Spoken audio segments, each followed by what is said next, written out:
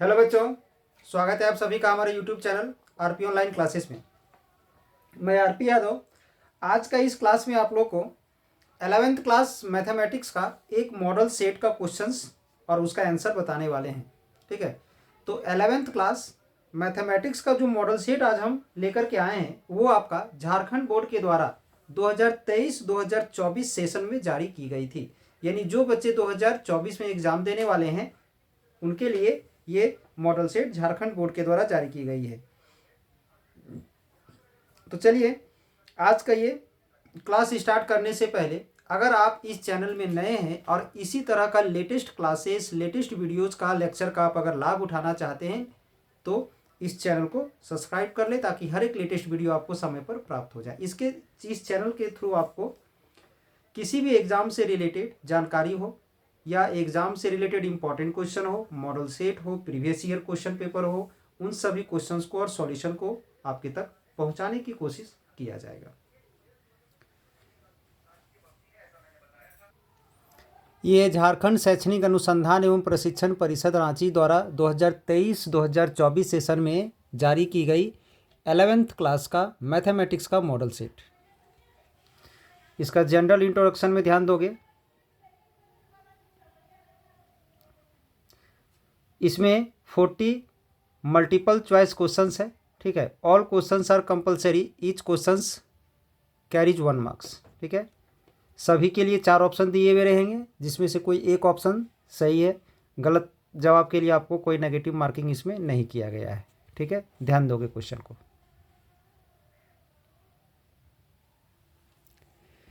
First question है, if A is the set of vowels of English alphabet then the total number of proper subset of A is। ठीक है, second question है, which of the following is incorrect. इसमें से incorrect कौन है। तो ध्यान दोगे, सबसे पहले ये तो आप पढ़े होगे कि ए यूनियन बी है। ठीक है, और कंप्लीट पूरे में अगर कंप्लीमेंट है और उस कंप्लीमेंट को अगर हम लोग अलग अलग करते हैं तो क्या होता है, ये जो यूनियन है वो इंटरसेक्शन बन जाता है। ठीक है, यानी ये दोनों इक्वल नहीं है। इक्वल कब होता है ये दोनों, जब दोनों में से चेंज होता, किसी एक जगह इंटरसेक्शन होता और किसी एक जगह यूनियन होता, लेकिन दोनों जगह सेम है तो इसलिए ये इक्वल हो ही नहीं सकता है। तो ठीक तो दिया हुआ है, नॉट इक्वल दिया हुआ है, ये दोनों नॉट इक्वल है। ये करेक्ट आंसर है, ये हमारा करेक्ट है। लेकिन क्या चूज करना है, इनकरेक्ट चूज करना है, ये करेक्ट है। इसके बाद इसमें भी वही है, दोनों जगह सेम नहीं हो सकता है क्योंकि अगर यहाँ इंटरसेक्शन है तो यहाँ यूनियन होता, या यहाँ यूनियन और यहाँ इंटरसेक्शन होता, मतलब ये भी दोनों हमारा इक्वल नहीं हो सकता है, तो नॉट इक्वल होगा। ये भी करेक्ट रिजल्ट है। ठीक है, अब ए इंटरसेक्शन ए कंप्लीमेंट किया जाए तो ए में जो एलिमेंट है वो ए कंप्लीमेंट में नहीं है और ए कंप्लीमेंट में है वो ए में नहीं है, यानी इसमें कुछ भी कॉमन नहीं आएगा। इसका वैल्यू 5 होगा, मतलब ए करेक्ट है, ए जो है सो सही जवाब है, बी मेरा सही है, सी जो सही है, ये मेरा फॉल्स है क्योंकि कम्यूटेटिव होता है। ए इंटरसेक्शन बी किया जाए या बी इंटरसेक्शन ए किया जाए, दोनों इक्वल होना चाहिए था, बट यहाँ नॉट इक्वल दे दिया गया, यानी ये इनकरेक्ट है। यानी इसका आंसर क्या होगा, 2 का आंसर क्या होगा, तो डी नंबर। अब हम लोग फर्स्ट का आंसर देखते हैं।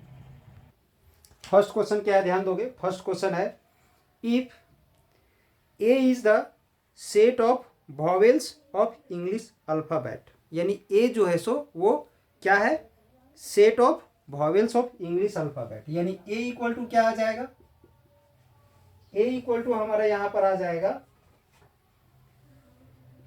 ए ई आई ओ यू। ठीक है, ये है हमारा वॉवेल। ठीक है, अल्फाबेट में जितने सारे वॉवेल है हमारा ये उसका सेट हमारा ये होगा। ठीक है, क्वेश्चन में दिया हुआ है कि कैपिटल ए जो है वो क्या है, A is the set of vowels of English alphabet, यानी ये जो कैपिटल ए है जो एक सेट है, किसको रिप्रेजेंट कर रहा है, तो वॉवेल ऑफ इंग्लिश अल्फाबेट। अब आगे इसी में क्वेश्चन है, then the total number of proper subsets of A. Proper subset, सबसे पहले हम लोग इसका सबसेट्स के बारे में जानते हैं। ठीक है, तो ध्यान दोगे, इसे एक छोटा सा एग्जांपल लेके पहले हम बनाते हैं। ठीक है, ए में हम ले लेते हैं 1 2 3। ठीक है, अगर इसका सबसेट्स की बात की जाए तो सबसेट्स क्या क्या होगा इसका, सबसे पहले तो 5 होगा पहला सबसेट, दूसरा क्या होगा 1 होगा, फिर 2 होगा, फिर 3 होगा, ठीक है ये होगा, और इसके बाद 1 2 होगा, ठीक है, इसके बाद 1 3 होगा, इसके बाद 2 3 होगा, और इसके बाद 1 2 3 होगा। सबसेट्स का मतलब है एक ऐसा सेट जिसका एवरी एलिमेंट पहले वाले सेट में प्रेजेंट हो, ठीक है। तो ये जो हमारा सेट है इसमें 3 एलिमेंट है, ये तीनों एलिमेंट यहाँ प्रेजेंट है, तो यानी ये जो है सो उसका सबसेट होगा। ये जो हमारा सेट है इसमें 2 और 3 है वो भी यहाँ प्रेजेंट है, इसका जो एलिमेंट 1 3 है वो भी यहाँ प्रेजेंट है, इसका जो एलिमेंट 1 2 है वो भी यहाँ प्रेजेंट है, इसका एलिमेंट 3 है, इसका 2 है, इसका 1 है, ये सब अपने आप में एक सेट है जिसका एलिमेंट यहाँ प्रेजेंट है, तो ये सब उसका क्या है सबसेट है। और phi is the subset of all sets, phi एक ऐसा सबसेट है इम्पीटी सबसेट हो जो सभी का सबसेट होता है। तो यानी इसका टोटल सबसेट कितना आ गया हमारा 1 2 3 4 5 6 7 8, 8 सबसेट आ गया। बट ये जो है ना ये प्रॉपर सबसेट नहीं कहलाता है। प्रॉपर सबसेट हम लोग उसे बोलते हैं जो उससे कम हो, उसके बराबर नहीं होना चाहिए, ठीक है। प्रॉपर सबसेट हम लोग उसको बोलते हैं जिसमें पहले वाले सेट के बराबर नहीं उसे कम एलिमेंट होना चाहिए, तो उसे हम लोग प्रॉपर सबसेट्स कहते हैं, ठीक है। यानी ये टोटल नंबर ऑफ सेट्स हम लोग कैसे निकालते हैं, कितने सबसेट्स होगा उसका कैसे निकालते हैं, तो सीधे से हम लोग 2 का पावर n लेते हैं। क्या लेते हैं 2 का पावर n। अब ये n क्या होगा इसका नंबर ऑफ एलिमेंट कितना है, तो 3 एलिमेंट है, तो यहाँ पर हम लोग 3 ले लेंगे 2 का पावर 3, तो कितना आ जाएगा 8 आ जाएगा, 1 2 3 4 5 6 7 8 ऐसे आता है। तो अब अगर प्रॉपर सबसेट की बात किया जाए तो इसमें से एक सेट हम लोग क्या करेंगे माइनस कर देंगे, एक सेट जो है सो कम हो जाता है, ये जो है सो प्रॉपर सबसेट नहीं है तो उसमें कम हो जाएगा। तो सेम उसी प्रकार से इसका टोटल नंबर ऑफ सेट्स की बात किया जाए, नंबर ऑफ सबसेट्स की अगर बात की जाए तो 2 का पावर जो n होगा तो उसमें कितना आ जाएगा 1 2 3 4 5, 5 आ जाएगा, 2 का पावर 5 तो कितना आएगा 32। तो ये टोटल नंबर ऑफ सबसेट्स आ गया। लेकिन अगर प्रॉपर सबसेट्स की अगर बात किया जाए तो क्या बोल रहे हैं कि उसमें से एक ऐसा सेट है जो कम हो जाता है, मतलब टोटल एलिमेंट इक्वल एलिमेंट नहीं होना चाहिए। तो यहां से अगर हम लोग निकालते हैं नंबर ऑफ प्रॉपर सबसेट्स, ठीक है, तो याद रखोगे 2 का पावर n माइनस 1 होगा। अगर नंबर ऑफ सबसेट्स की बात की जाए तो 2 का पावर n होगा, लेकिन अगर नंबर ऑफ प्रॉपर सबसेट्स की बात की जाए तो 2 का पावर n और माइनस में 1 होगा, तो 2 का पावर 5 हो जाएगा माइनस 1 हो जाएगा, दैट इज 32 माइनस 1 हो जाएगा यानी 31 आएगा। क्या हो जाएगा इसका 31, यानी इसका आंसर हो जाएगा डी नंबर। आंसर इसका क्या होगा तो डी नंबर होगा। 3 नंबर क्वेश्चन में ध्यान दोगे, क्वेश्चन नंबर 3 में क्या ध्यान दो, ये एक वेन डायग्राम दिया हुआ है। इस वेन डायग्राम में in given Venn diagram the set a minus B union b minus A. तो सबसे पहला चीज़ कि a माइनस बी मतलब a में से b का जो कॉमन एलिमेंट है उसको हटा देना है। तो ये जो हमारा a, ये जो सर्कल दिख रहा है इस सर्कल में b का एलिमेंट कौन कौन है 8 और 2 है जो a में मिला हुआ है, तो उसको हटा देंगे तो क्या बचेगा 3 4 7, यानी a माइनस बी का वैल्यू आ जाएगा 3 4 7। उसी प्रकार से b माइनस ए का वैल्यू क्या आ जाएगा 5 6। अब इसका क्या करना है यूनियन, तो क्या आ जाएगा 3 4 5 6 7, 3 4 5 6 7, यानी इसका आंसर क्या हो जाएगा तो बी नंबर हो जाएगा। ठीक है, 3 का आंसर क्या हो जाएगा तो बी नंबर हो जाएगा। अब 4 में आओगे तो 4 में ध्यान दोगे, set builder form of the interval, इस इंटरवल को सेट बुल्डर फॉर्म में लिखना है। तो ये क्लोज इंटरवल है ना, तो -2 से ग्रेटर भी होगा और इक्वल भी होगा, और 7 से इक्वल भी होगा और लेस देन भी होगा। तो ध्यान दो यहाँ पर x greater than equal to -2 and less than equal to 7, यानी ये होगा आंसर। ये इसलिए नहीं होगा क्योंकि यहाँ पर इक्वल नहीं है, क्लोज इंटरवल के लिए इक्वल होना चाहिए था। ठीक है, इसमें एक तरफ इक्वल है एक तरफ इक्वल नहीं है, यहाँ पर फर्स्ट में इक्वल नहीं है सेकंड में इक्वल है, यानी ये सब नहीं होगा। आंसर क्या हो जाएगा इसका 4 का आंसर क्या हो जाएगा तो 4 का आंसर ए हो जाएगा। ठीक है, ध्यान दोगे। अब इसके बाद 5 में आते हैं। 5 में ध्यान दोगे x plus 3,5 equal to 6,2 x plus y दिया हुआ है, तो यानी इसका मतलब है x प्लस 3 किसके इक्वल होगा, 6 के इक्वल होगा, तो x का वैल्यू 3 आ जाएगा। 3 यहाँ पर है और यहाँ पर है, इन दोनों में इसको 1 होगा। जब x का वैल्यू मेरा 3 आ गया है तो 2x plus y equal to 5 होगा। x का वैल्यू 3 पुट कर देंगे तो 6 हो जाएगा, 6 उसमें माइनस करेंगे तो -1 होगा, यानी ये आ जाएगा इसका आंसर। कितना आ जाएगा, सी नंबर हो जाएगा। ठीक है, अब क्वेश्चन नंबर 6 देख लोगे, इसको थोड़ा सा बोर्ड में एक्सप्लेन करके बताएंगे, सॉल्व करके बताएंगे इस चीज़ को, देखते जाओगे। क्वेश्चन को पहले आप लोग नोट कर लो। ठीक है, क्वेश्चन नंबर 6, 7, 8, 9 को नोट कर लो। इन सभी क्वेश्चन का सॉल्यूशन हम बोर्ड में आप लोग को बताने वाले हैं, सॉल्व करके लिख के। ध्यान दोगे, पहले क्वेश्चन नंबर 5 में देखोगे, ये ऑर्डर्ड पेयर इस ऑर्डर्ड पेयर के बराबर है, तो दो ऑर्डर्ड पेयर जब इक्वल होता है तो दोनों का फर्स्ट कोऑर्डिनेट, इसका फर्स्ट कोऑर्डिनेट इसके फर्स्ट कोऑर्डिनेट के इक्वल होगा, यानी x प्लस 3 इक्वल टू 6 आ जाएगा। तो यहाँ से x का वैल्यू क्या आ जाएगा, 6 minus 3 that is x equal to आ जाएगा 3। ठीक है, अब यहाँ से 2x plus y equal to 5। ठीक है, 2x plus y equal to क्या है, तो 5 है। अब यहाँ से x का वैल्यू क्या है, 3, तो यहाँ पर 3 पुट करेंगे, 2 into 3 plus y equal to 5, ये आ गया। अब इसे सॉल्व करोगे तो 6 आ जाएगा, 6 को उधर माइनस में ले जाओगे, 5 माइनस 6 यानी क्या आ गया, तो -1 आया। यानी क्वेश्चन यहाँ पूछा गया था the value of x y, तो x का वैल्यू क्या है 3 और y का वैल्यू क्या है, तो ये कहाँ पर है हमारा, तो ये है हमारा सी में। ठीक है, यानी आंसर क्या हो जाएगा इसका, सी नंबर हो जाएगा। ठीक है, इसके बाद क्वेश्चन नंबर 6 में ध्यान दोगे, क्वेश्चन नंबर 6 में है F x equal to 1/√9 minus x square, ये दिया हुआ है। ठीक है, तो क्या करना है, इसका डोमेन फाइंड करना है। तो सबसे पहला चीज, एक चीज याद रखोगे, जब कोई भी नंबर रूट के अंदर रहता है तो उसका वैल्यू नेगेटिव नहीं होता है, रियल के लिए नेगेटिव नहीं होगा, यानी रूट के अंदर जो भी टर्म रहेगा या तो वो 0 होगा या तो ग्रेटर देन 0 होगा, या तो 0 होगा या तो ग्रेटर देन 0 होगा। ठीक है, दो चीज़ हमेशा याद रखोगे।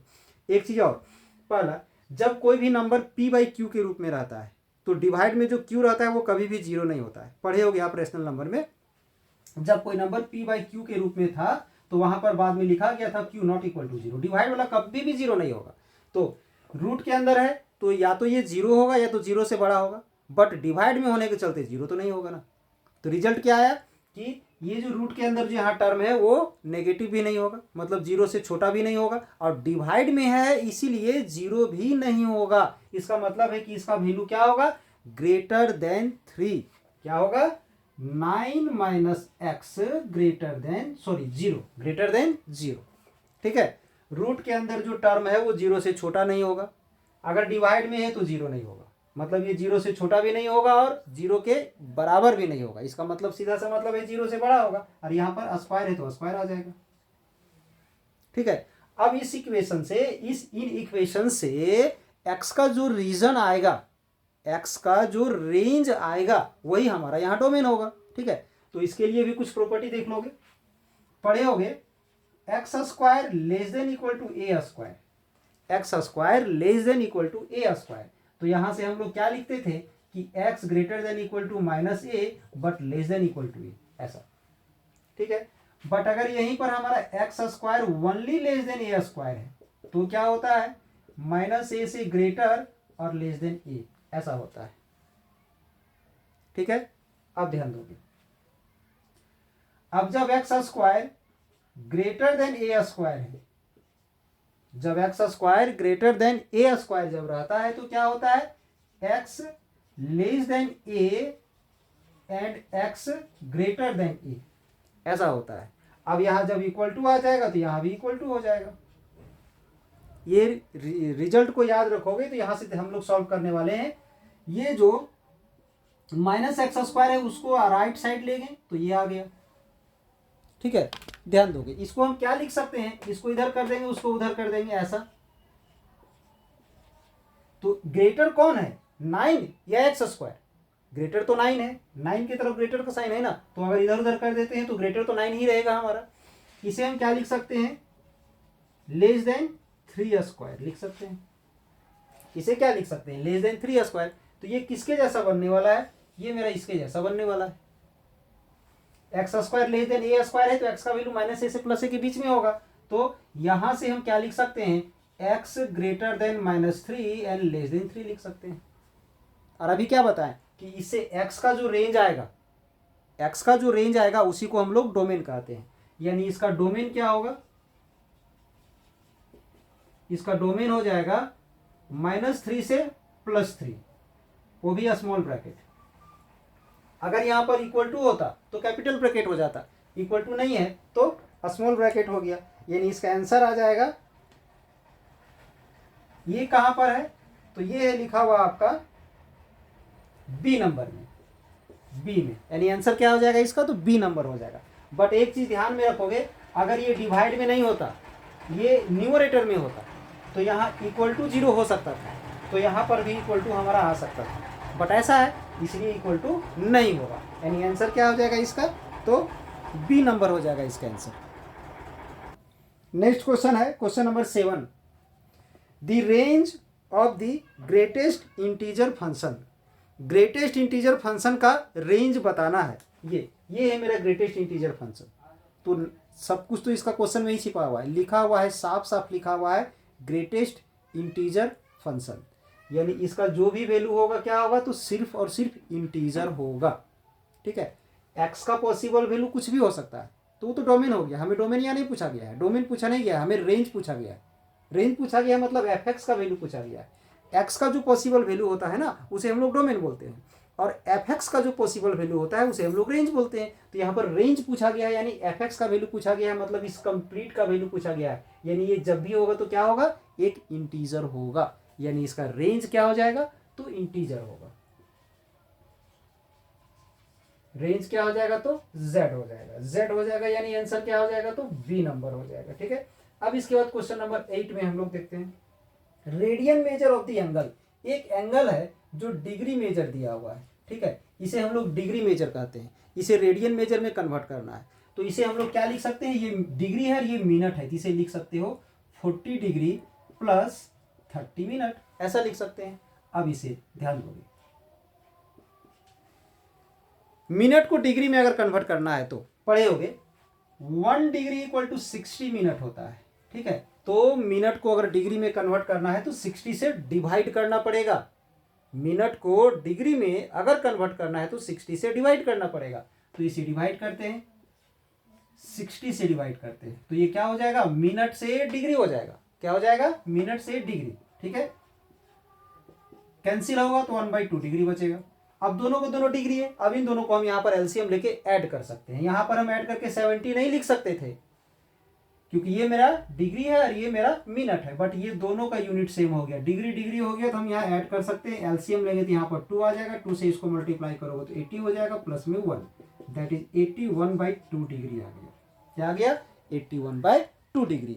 अब डिग्री को रेडियन में कन्वर्ट करने के लिए, तो ये तो पढ़े हो गए आप लोग, तो डिग्री को रेडियन में अगर कन्वर्ट करना हो तो हमें क्या करते हैं, π/180 मल्टीप्लाई कर देते हैं, तो ये रेडियन में आ जाता है। ठीक है, डिग्री को रेडियन में ले जाने के लिए, डिग्री को रेडियन में ले जाने के लिए π/180 मल्टीप्लाई करते हैं। तो अगर यहां से ये सॉल्व होगा तो इसे सॉल्व करेंगे, नहीं सॉल्व होगा तो हम लोग इसी रूप में लिखेंगे। तो ध्यान दोगे, ये 9 से कैंसिल होगा 9 टाइम्स में, और ये 9 से कैंसिल होगा 20 टाइम। ठीक है, तो आंसर इसका आ जाएगा 9π/40। आंसर आ जाएगा 9π/40 रेडियन। ठीक है, रेडियन में आ गया 9π/40, यानी इसका आंसर क्या हो जाएगा, तो ए नंबर हो जाएगा। आंसर का क्या हो जाएगा, इसका ए नंबर आंसर हो जाएगा। अब इसी के बाद क्वेश्चन नंबर 9 में ध्यान दोगे, क्वेश्चन नंबर 9 में है, find the value of cos -15π/4। इसका वैल्यू फाइंड करना है। तो इसके लिए कुछ प्रॉपर्टी है जो याद रखोगे आप लोग। प्रॉपर्टी क्या है, सो ध्यान दोगे, cos माइनस एंगल, अगर cos का एंगल माइनस रहता है तो माइनस हट जाता है, उसे हम क्या लिख सकते हैं, तो cos थीटा लिख सकते हैं। तो cos थीटा लिख दिए। cos का एंगल अगर माइनस है तो माइनस हट जाता है, तो सेम उसी प्रकार से यहां से भी माइनस हट जाएगा हमारा। 15π/4 आ गया।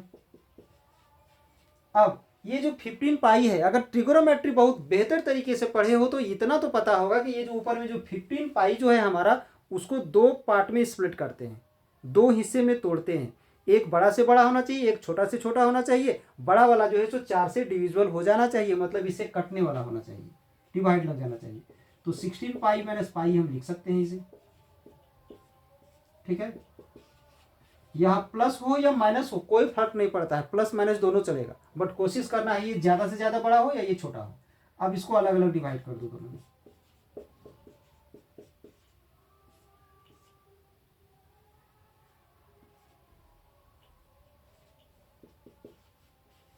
सिक्सटीन को 4 से डिवाइड करोगे तो 4 आ जाएगा, ये आ गया। फिर से एक फॉर्मूला यूज होगा यहाँ, अगर ट्रिगोनोमेट्री पढ़े हो, फिर वही क्वेश्चन, ट्रिगोनोमेट्री पढ़े हो तो ये कौन सा क्वाड्रेंट है, ये सेकंड क्वाड्रेंट है। सेकंड क्वाड्रेंट में किसका किसका वैल्यू पॉजिटिव होता है, तो साइन और कॉसेक का, तो कॉस का वैल्यू नेगेटिव हो जाएगा, ठीक है। डिवाइड में अगर 2 नहीं है तो ये आ जाएगा। ये तो पढ़े होगे, और नहीं पढ़े होगे तो हम सलाह देंगे कि ट्रिगोनोमेट्री को बेहतर तरीके से पढ़ा जाए। इसके बारे में हम अपना चैनल में अपलोड किए हुए हैं, ध्यान दोगे। इसके लिए माइनस कॉस थीटा होता है, तो यहां से इसके लिए क्या आ जाएगा, माइनस कॉस पाई/4। एक मिनट, ये है हमारा, ये तो सेकेंड क्वाड्रेंट है हमारा, बट यहां तो मेरा 4 पाई है ना, यहां तो 4 पाई है, ऐसा है कॉस 4 पाई माइनस थीटा, ये है। और ये है हमारा fourth quadrant, cos 4 pi minus theta जो है ना, ये है हमारा फोर्थ क्वाड्रेंट। फोर्थ क्वाड्रेंट में कॉस का वैल्यू पॉजिटिव होता है, तो यहां से आ जाएगा कॉस थीटा, ठीक है। क्या आ जाएगा, तो कॉस थीटा आ जाएगा। सेम उसी प्रकार से यहां से क्या लिख सकते हैं, कॉस पाई/4। क्या लिखेंगे, कॉस पाई/4। और कॉस पाई/4 यानी क्या, 45 डिग्री। कॉस 45 डिग्री का वैल्यू होता है 1/√2। क्या होता है, तो 1/√2, यानी इसका आंसर हो जाएगा सी नंबर। आंसर क्या हो जाएगा, तो सी नंबर हो जाएगा इसका आंसर। क्वेश्चन नंबर 10 में ध्यान दोगे, 10, 11, 12,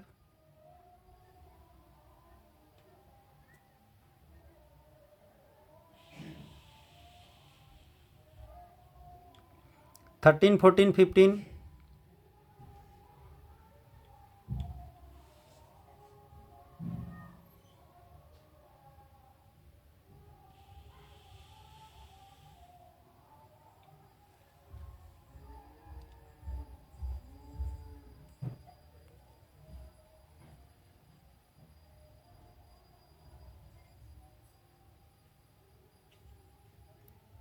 16, 17, 18,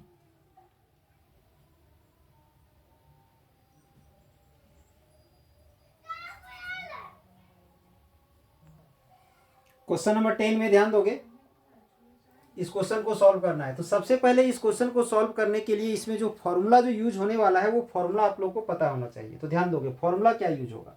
सबसे पहला चीज कि एक फॉर्मूला यूज होगा इसमें, 2 cos A cos B या 2 cos A sin B, ठीक है। फॉर्मूला यूज होगा sine A plus B minus sine A minus B, ठीक है। या तो फिर इसे भी हम यूज कर सकते हैं, 2 sin A cos B sine A plus B plus sine A minus B, ठीक है। अगर साइन को आगे रख करके ही बनाते हो तो ये फॉर्मूला यूज होगा, और अगर कॉस में बड़ा एंगल है, जनरली हम लोग सेट करते हैं तो बड़े वाले एंगल टर्म को आगे रखते हैं, तो उसको लेके चलते हो तो ये फॉर्मूला अप्लाई होगा, ठीक है। तो ध्यान दोगे। चलिए, हम कॉस को मल्टीप्लाई में है तो आगे कर सकते हैं, मल्टीप्लाई में आगे पीछे कर सकते हैं, ये आ गया, ठीक है। अब इसमें अगर इस फॉर्मूला को हम लोग यूज करते हैं, sine A plus B minus sine A minus B, तो क्या हो जाएगा, साइन A प्लस बी, ठीक है। क्या आ गया, A प्लस बी आ गया, ठीक है। इनटू नहीं होगा, sorry, minus sine A minus B 75 minus 15, ठीक है। तो यहां से आ जाएगा इसका साइन 90 डिग्री, और यहां से आ जाएगा साइन 60 डिग्री। तो साइन 90 का वैल्यू 1 होता है और इसका 1√3/2 होता है। तो एलसीएम ले लोगे तो 2 - √3/2 आ जाएगा। ठीक है, यानी क्या हो जाएगा इसका आंसर, तो डी नंबर हो जाएगा इसका आंसर, डी नंबर। क्या किए सबसे पहले ध्यान दोगे, ये जो कॉस का जो एंगल बड़ा है उसे आगे कर दिए, साइन को हम बाद में लिखे हैं। तो 2 cos A sin B, 2 cos A sin B का फॉर्मूला अप्लाई किए तो sine A plus B minus sine A minus B हो गया। तो साइन A प्लस बी, ये A है और ये B है। ठीक है, sine 75 plus 15 minus sine 75 minus 15, तो इसका 90 हो गया, इसका 60 हो गया, साइन 90 का 1 हो गया, इसका √3/2 हो गया। तो एलसीएम ले लिए। ठीक है, या तो फिर इसको और एक तरीके से हम लोग बना सकते हैं, ध्यान दोगे, साइन 15 का जो वैल्यू होता है वो √3 - 1/2√2 और cos 75 का जो वैल्यू होता है √3 - 1/2√2। अगर ये वैल्यू पता है तो डायरेक्ट भी हम लोग बना सकते हैं। ठीक है, ध्यान दोगे, जैसे कि है हमारा 2 sin 15 और cos 75। तो अगर डायरेक्ट इसका अगर हम लोग यूज कर दें तो ऐसे भी हम लोग बना सकते हैं इसे।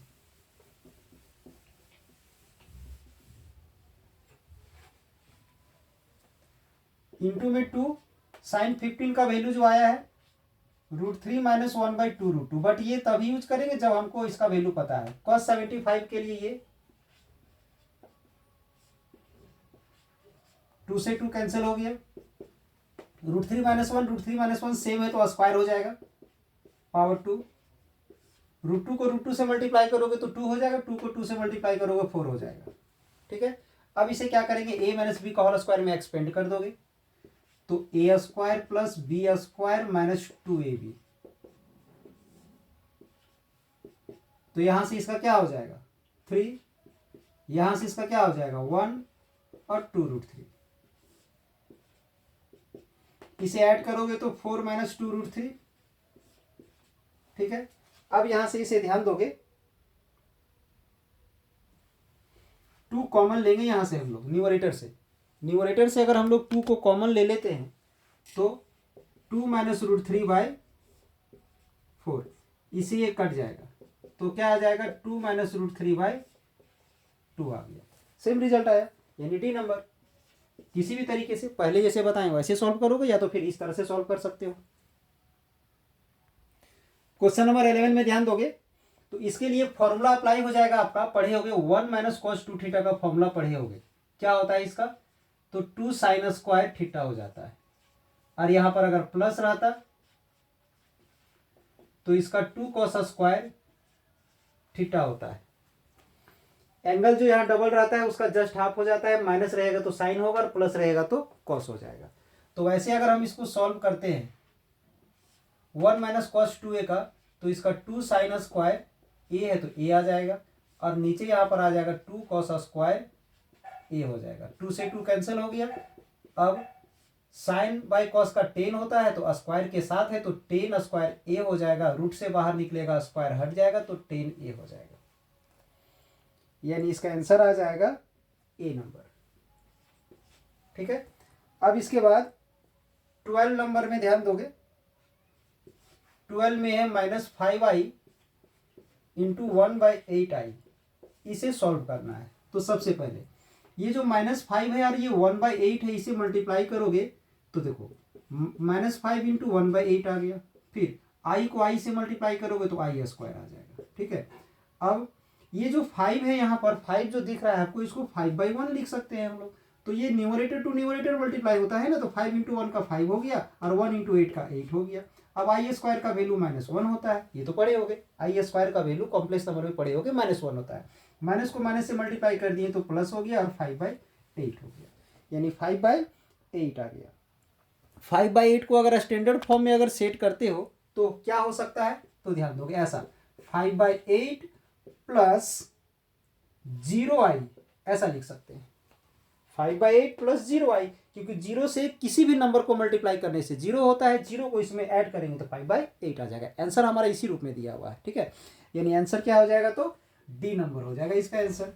ठीक है, अब ध्यान दोगे क्वेश्चन नंबर 13 में, 13 में एक नंबर है z = 1 + i। ठीक है, अब इसमें से क्या निकालना है, तो आर्गुमेंट निकालना है। ठीक है, तो सबसे पहले हम लोग आर्गुमेंट के बारे में जानते हैं। z equal to A plus I B अगर कोई कॉम्प्लेक्स नंबर दिया हुआ है, ठीक है, z equal to A plus I B अगर कॉम्प्लेक्स नंबर दिया हुआ है तो इसका आर्गुमेंट क्या होता है, आर्गुमेंट जो होता है इसका क्या होता है, टेन इनवर्स b बाय ए होता है, ठीक है, टेन इनवर्स b बाय ए होता है। या तो ऐसा कर सॉल्व कर सकते हैं हम लोग, tan theta equal to b by a होता है। अब यहां से थीटा को जो मान आएगा वो मेरा आर्गुमेंट होगा, आर्ग ऑफ जेड, थीटा का वैल्यू, क्योंकि टेन इनवर्स बी बाई ए हमारा थीटा ही तो है। तो इस प्रॉपर्टी का अगर हम लोग यहाँ पर यूज करते हैं, अगर हम यहाँ से टेन थीटा निकालते हैं, ठीक है, तो टेन थीटा, ये बी बाई ए का मतलब क्या है, imaginary part by real part, ठीक है, क्या, तो imaginary part by real part, ध्यान दोगे थोड़ा सा।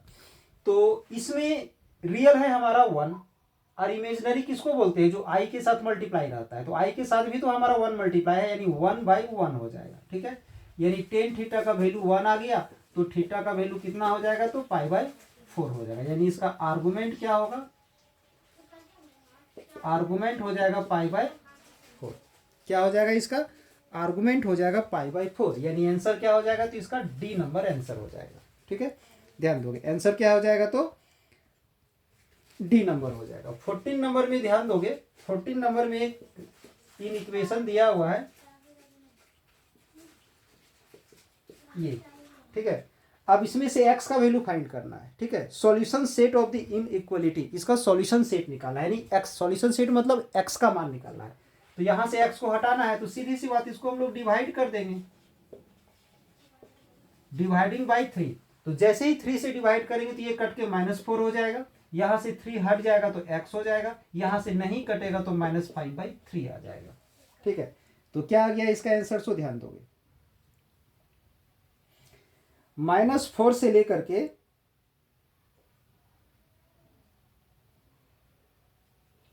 एक मिनट, थोड़ा सा हम मिस्टेक किए, क्वेश्चन को थोड़ा सा लिखने में हम गलती की है, ठीक है, ध्यान दोगे।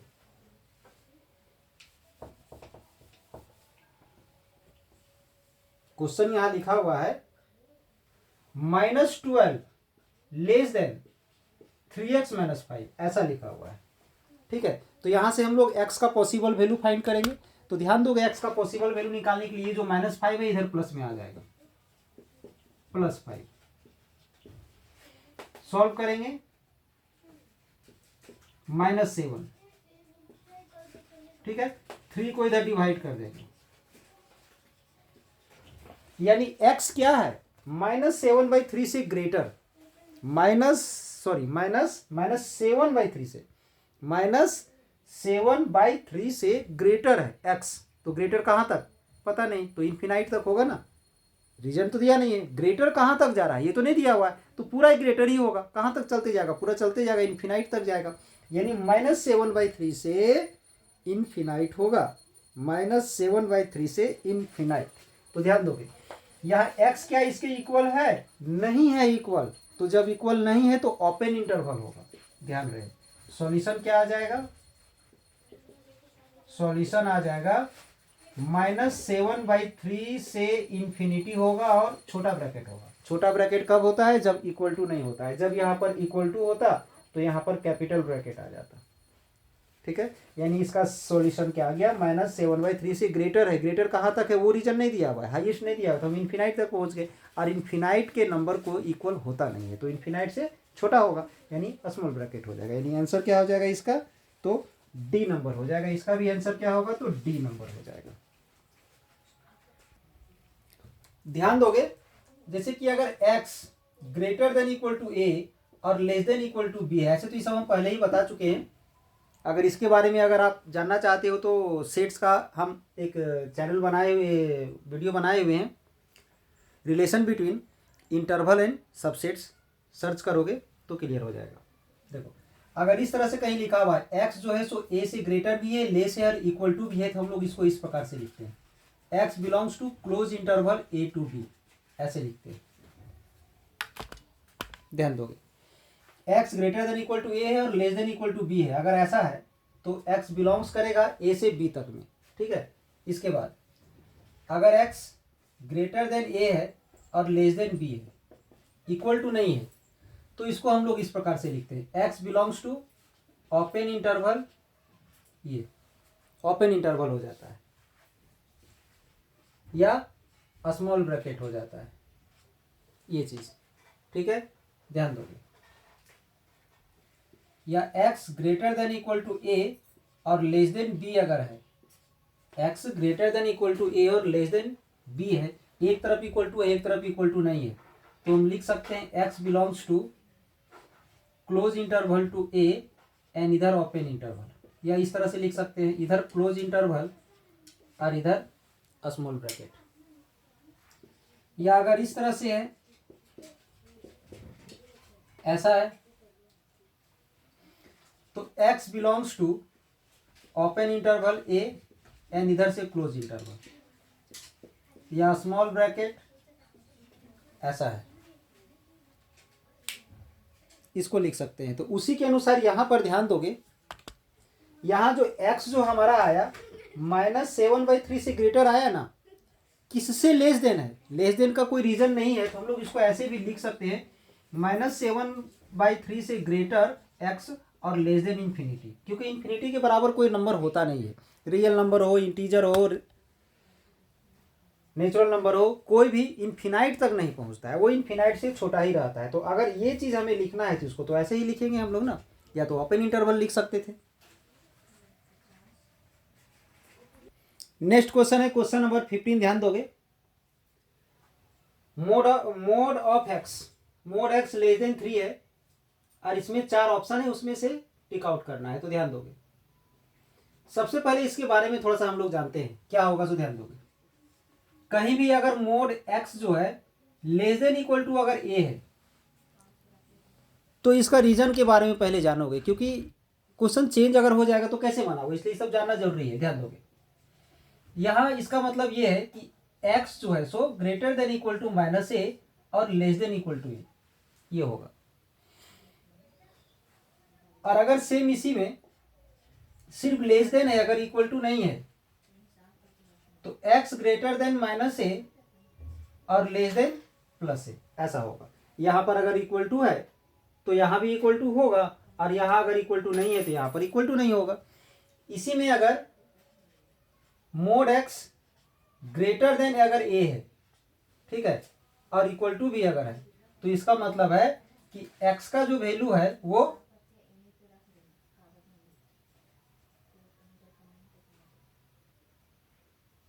Less than equal to -a होगा and x greater than equal to +a होगा। अगर ऐसा रीजन है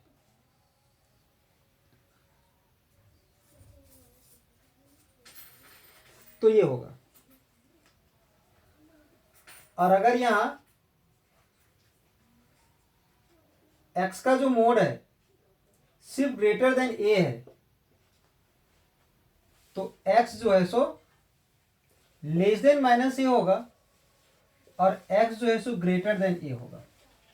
याद रखोगे इसको, अगर इसको याद रखते हो तो अब इसका सॉल्यूशन किसके अनुसार चलेगा, इसका सॉल्यूशन मेरा इसके अनुसार चलेगा। तो क्या हो जाएगा, x greater then -3 and less then 3, ये आ जाएगा, यानी इसका आंसर हो जाएगा बी नंबर।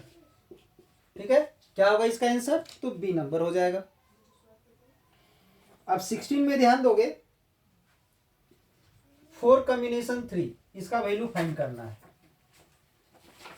तो इसका सिर्फ फाइंड करने का तो बहुत सारा तरीका है, शॉर्ट में याद रखोगे, n combination 0 equal to n combination n। ध्यान दोगे थोड़ा सा, यहाँ ये जो ऊपर में जो है ये कुछ भी हो, नीचे अगर 0 है या सेम टू सेम है, ऊपर में जो है नीचे भी वही है, तो इसका वैल्यू 1 होता है। ठीक है, और अगर n कॉम्बिनेशन 1 और n कॉम्बिनेशन n-1 है, ठीक है, तो क्या होगा, ऊपर में जो लिखा हुआ है वही आएगा n। ठीक है, ध्यान दोगे थोड़ा सा, या तो नीचे 1 होगा, या तो इन दोनों में, ऊपर और नीचे दोनों में जो डिफरेंस जो होगा ना, दोनों का जो डिफरेंस होगा नंबर का, वो 1 का होगा, तो ऊपर में जो रहता है उसे लिख देंगे। अब अगर n कॉम्बिनेशन 2 है या n कॉम्बिनेशन n-2 है, फिर से वही चीज ध्यान दोगे, नीचे जो है सो 2 है, ऊपर कुछ भी हो, नीचे जो है सो 2 है, और दोनों में 2 का डिफरेंस होगा, या तो नीचे 2 होगा या तो दोनों में 2 का डिफरेंस होगा। तो ऊपर में जो नंबर है एक बार उसे लिखोगे, फिर उसमें एक बार माइनस करोगे और नीचे 1 × 2 आ जाएगा। ठीक है, अब ध्यान दोगे ये किसके जैसा बनेगा, तो ये हमारा बनेगा इसके जैसा। ठीक है, क्या बताएं इन दोनों में, दोनों में एक का अंतर होना चाहिए, 1 का डिफरेंस होना चाहिए। तो यहाँ तो 1 का ही डिफरेंस है ना, यहाँ 4 है, यहाँ पर 3 है, दोनों में 1 का डिफरेंस है। तो इसका मतलब क्या है, ऊपर में यहाँ जो नंबर लिखा हुआ है सीधे वो आ जाएगा, यहाँ जो ऊपर में जो नंबर लिखा हुआ है वो सीधे आ जाएगा। तो यहाँ पर क्या हो जाएगा, इसका सीधे से वैल्यू, इसका सीधे वैल्यू हमारा 4 हो जाएगा। क्या आ जाएगा इसका वैल्यू, तो 4 आ जाएगा, यानी आंसर हो जाएगा इसका सी नंबर। ठीक है, अब 17 में हम लोग आते हैं। 17 में क्वेश्चन क्या है, ध्यान दोगे, how many 2 digits number can be formed from the digits 1 2 3 4 when the repetition of digits is not allowed. तो गिवन डिजिट्स क्या है,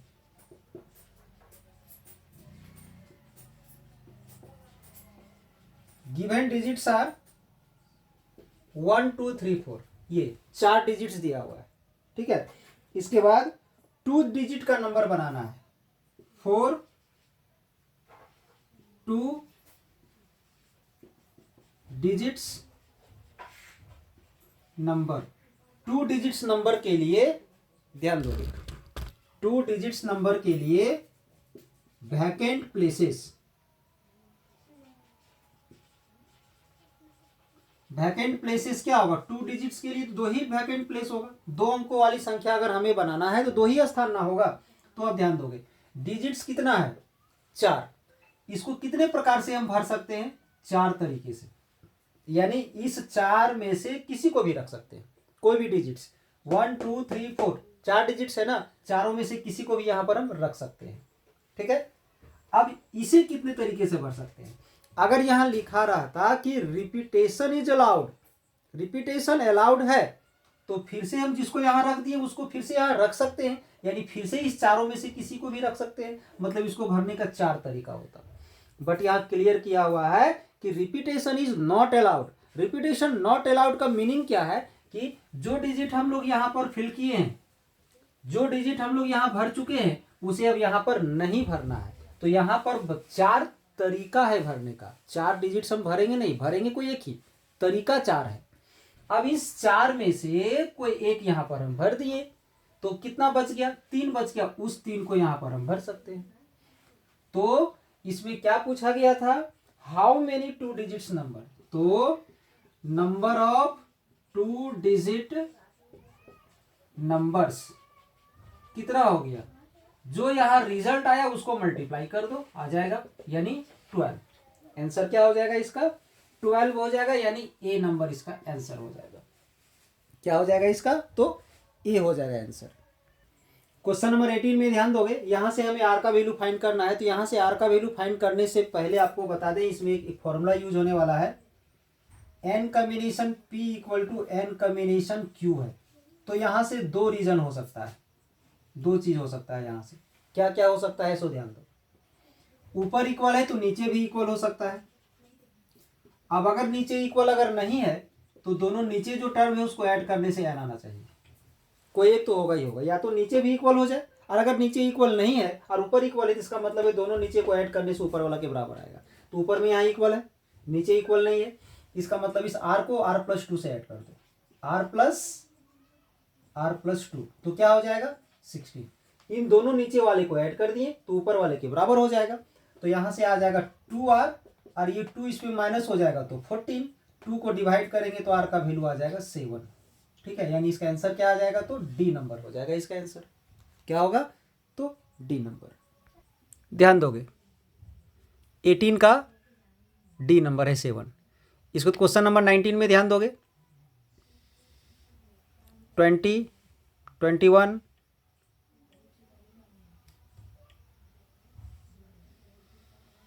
22 23 24 .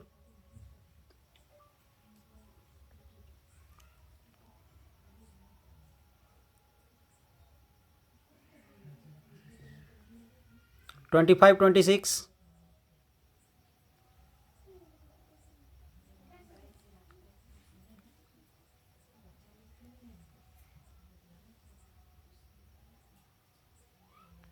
नेक्स्ट क्वेश्चन है 19 नंबर, ध्यान दोगे।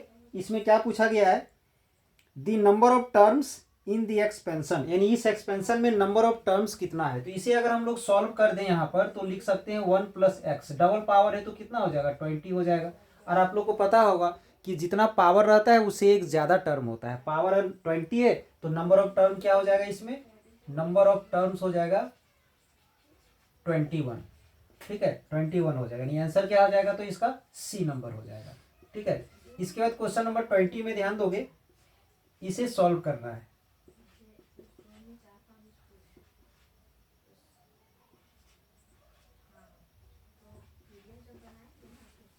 इसे एवल्यूएट करना है, इसका वैल्यू हमें फाइंड करना है। तो इसका सीधा सा मतलब क्या होता है, ध्यान दोगे, आर का वैल्यू क्या है 0 से कहां तक है 10 तक। ठीक है, तो इसको लिखने का सीधा सा मतलब है जहां जहां पर आर है वहां वहां पहले 0 रख दिया जाए। तो 2 का पावर 0 और 10 कॉम्बिनेशन 0 प्लस। ठीक है, फिर आर का वैल्यू क्या पुट करेंगे 1, 2 का पावर 1 और 10 कॉम्बिनेशन 1 प्लस, फिर क्या लेंगे 2 का पावर 2 और 10 कॉम्बिनेशन 2 प्लस, ऐसे ही कहां तक चलते जाएगा, तो 2 का पावर 10 और 10 कॉम्बिनेशन 10 तक जाएगा। अब इससे पहले हम लोग यहां पर एक चीज और समझ लेंगे, ध्यान दोगे, अगर कहीं भी 1 plus x to the power n लिखा हुआ है, ऐसा लिखा हुआ है, तो बाइनोमियल में आप लोग पढ़े होगे, बाइनोमियल एक्सपेंशन अगर आप लोग पढ़े हो तो इसे हम लोग क्या लिख सकते हैं, इससे पहले अगर हम ये ले लें a plus B to the power n, तो इसे क्या पढ़े हो आप लोग, पढ़े होगे n combination 0 a to the power n plus n combination 1 a to the power n minus 1 into B plus n combination 2 a to the power n minus 2 b to the power 2 plus dot dot dot plus n combination n और b to the power n। ये हम लोग पढ़े हैं, मतलब यहां से चलते जाएगा। ठीक है, इसी में एक फॉर्मूला और अगर पढ़े हो 1 plus x to the power n, तो क्या है n combination 0 plus n combination 1 और x plus n combination 2 x square plus n combination 3 x to the power 3 plus dot dot plus n combination n और x to the power n।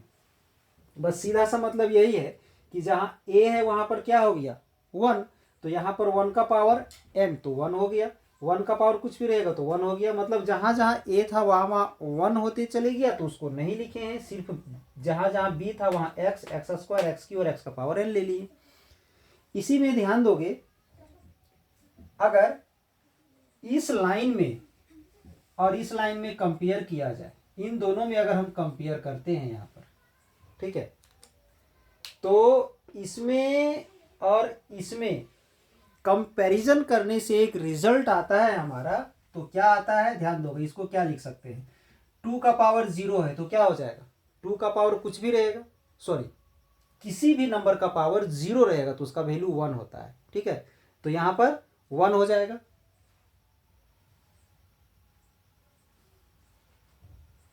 तो बच जाएगा 10 combination 0। अब इसे लिख सकते हैं 10 कॉम्बिनेशन 1 और 2 को हम इधर लिख दिए 2 का पावर 1 प्लस 10 कॉम्बिनेशन 2 और 2 का power 2 plus dot dot dot plus 10 combination 10 और 2 का पावर 10 चला गया। ठीक है, ध्यान दोगे, थोड़ा सा ध्यान दोगे, इसका तो 1 हो गया ना, तो 10 कॉम्बिनेशन 0 बच गया, 10 कॉम्बिनेशन 1 को पहले लिख दिए, 2 का पावर 1 को बाद में लिखे हैं, फिर 10 कॉम्बिनेशन 2 को पहले लिख दिए, 2 का पावर 2 को बाद में, इनटू में हम आगे पीछे कर सकते हैं। ठीक है, फिर 10 कॉम्बिनेशन 10 कर दिए, 2 का पावर 10 को बाद में लिख दिए।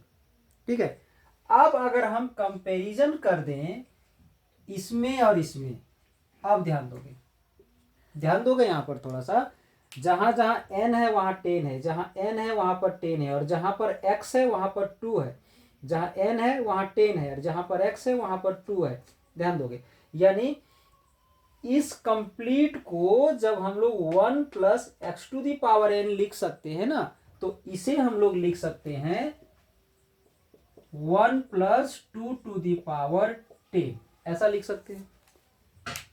जहां जहां 10 था वहां वहां पर इसमें जैसे n था, n n n n के जहां पर 10 है, और जहां x है, x x x x है, वहां 2 2 2 है, तो यानी 1 प्लस 2 और पावर में 10, 1 प्लस 2 और पावर में 10, यानी क्या हो जाएगा इसका, तो 3 का पावर 10 आ जाएगा। ठीक है, क्या आ जाएगा, तो 3 का पावर 10, और 3 का पावर 10 इसका आंसर कहां पर है, बी नंबर। क्या है इसका आंसर, तो बी नंबर है इसका आंसर, ध्यान दोगे। क्वेश्चन नंबर 21 में ध्यान दोगे, if a1 equal to 3 comma an equal to 3 an minus 1 plus 2 for all n greater than 1, then a3 is equal to, यानी इतना रिजल्ट दिया हुआ है तो हमें a3 फाइंड करना है। तो ध्यान दोगे थोड़ा सा, ठीक है। a1 का वैल्यू तो 3 दिया हुआ है, अब यहां से हम लोग क्या करते हैं, an से 3 an माइनस 1 प्लस 2, ये किसके लिए, for all n greater than 1, 1 से बड़ा, अगर n का वैल्यू 1 से बड़ा लेते हैं तो उसके लिए हमारा ये रिजल्ट दिया हुआ है। तो चलिए यहां 2 ले लेते हैं, पहले हम n के जगह पर हम 2 ले लिए, ठीक है। तो यहां पर 2 माइनस 1 क्या हो जाएगा, 1 हो जाएगा। फिर से हम क्लियर करते हैं, इसमें जहां n है वहां 2 ले लिए, फिर यहां n के जगह 2 ले लिए, 2 माइनस 1 का क्या आ गया, 1, ठीक है। अब ध्यान दोगे a1 का वैल्यू क्या है, तो 3, a1 तो यहां पर 3 ले लिए प्लस 2, 3 इंटू 3 का क्या होगा, 9 प्लस 2 इक्वल टू 11, क्या हो गया, 11। बट हमें a2 नहीं फाइंड करना है, हमारा a2 आने को तो आ तो गया है, बट a2 फाइंड नहीं करना है, हमें a3 फाइंड करना है। तो फिर इसी में हम 3 पुट कर दे, यहां 3 ले लें, तो फिर यहां तो ऐसे ही रहेगा, 3 रहेगा, 3 माइनस 1 कितना होगा, तो 2, 3 माइनस 1 का क्या होगा, 2 होगा, और प्लस में 2, a2 का वैल्यू यहां यूज हो रहा है इसलिए हम लोग फाइंड किए हैं। a2 का वैल्यू 11 आया, यहां 11 पुट कर दोगे तो कितना हो जाएगा, 3 को इससे मल्टीप्लाई करेंगे तो 33 प्लस 2, यानी कितना आ जाएगा, 35। कितना आ गया इसका वैल्यू, तो 35 आ गया, यानी इसका आंसर हो जाएगा डी नंबर। इसके बाद 22 में ध्यान दोगे, 22 में क्वेश्चन है, if in a GP third term is 24, third term a3 equal to 24, ठीक है। इसके बाद sixth term is 192, six term 192, छठा टर्म जो है सो 192 है, then first term is equal to, तो इसका फर्स्ट टर्म निकालना है। तो इसमें एक फॉर्मूला हम लोग यूज करेंगे जीपी के लिए, a n equal to a into r to the power n minus 1 होता है, ऐसा।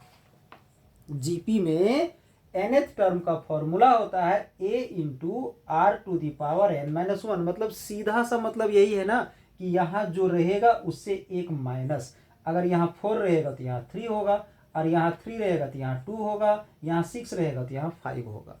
अगर ऐसा हम लिख दें, यहाँ पर ध्यान दोगे, थोड़ा सा ध्यान देना है, यहाँ पर क्या है, 3 है, तो अगर यहाँ पर हम a3 ले लें तो यहाँ पर a इंटू 3 माइनस 1 का क्या हो जाएगा, a2 हो जाएगा, यानी इसके जहाँ पर क्या लिख सकते हैं, a r to the power 2 equal to 24।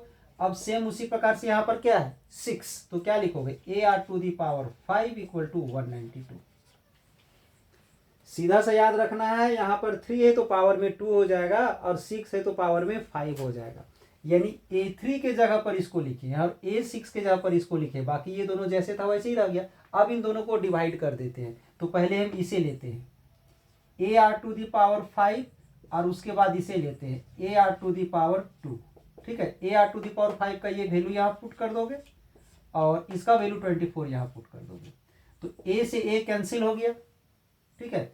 अब r का पावर 2 जो है सो इसमें माइनस हो जाएगा जा करके, तो r का पावर 3 हो जाएगा, और ये 24 से ये कैंसिल होगा। ठीक है, 24 से क्या होगा तो कैंसिल होगा, तो ये 8 टाइम में कैंसिल हो जाएगा, 8 आ जाएगा यहाँ से, तो यहाँ 8 बचेगा। ठीक है, तो अब 8 को यहाँ से क्या लिख सकते हो, 2 टू दी पावर 3, 3 कैंसिल होगा तो r का वैल्यू 2 आ गया। r का वैल्यू क्या आ गया तो 2 आ गया। बट हमें क्या निकालना है, हमें निकालना था फर्स्ट टर्म यानी a1 निकालना था, तो हम इसका यूज कर देते हैं यहाँ से। ठीक है, उसका यूज करोगे AR स्क्वायर इक्वल टू 24। अब आर स्क्वायर, आर का वैल्यू 2 है तो यहाँ पर 2 का स्क्वायर आ जाएगा। ठीक है, 2 का स्क्वायर कितना होगा, यहां से 2 का स्क्वायर क्या हो जाएगा तो 4 हो जाएगा। 4 को इधर डिवाइड करोगे तो कितना हो जाएगा 6 आ जाएगा। ए का वैल्यू क्या आ गया तो 6 आ गया, यानी सी नंबर आ गया इसका आंसर। इसका आंसर क्या हो गया तो सी नंबर हो गया। क्वेश्चन नंबर 23 में ध्यान दोगे, M of two numbers 3 and x क्या दिया हुआ है क्वेश्चन में, if M of two numbers 3 and x is 15। 3 and x दो नंबर है, उसका एम दिया हुआ है 15, then their GM is equal to, तो उसका जीएम क्या होगा। तो एक चीज पता होना चाहिए आप लोग को, M of a and b क्या होता है तो a प्लस बी बाई 2 होता है। ठीक है, और इसके बाद GM of a and b क्या होता है तो अंडर रूट ए बी होता है। ये पता होना चाहिए, पढ़े होंगे।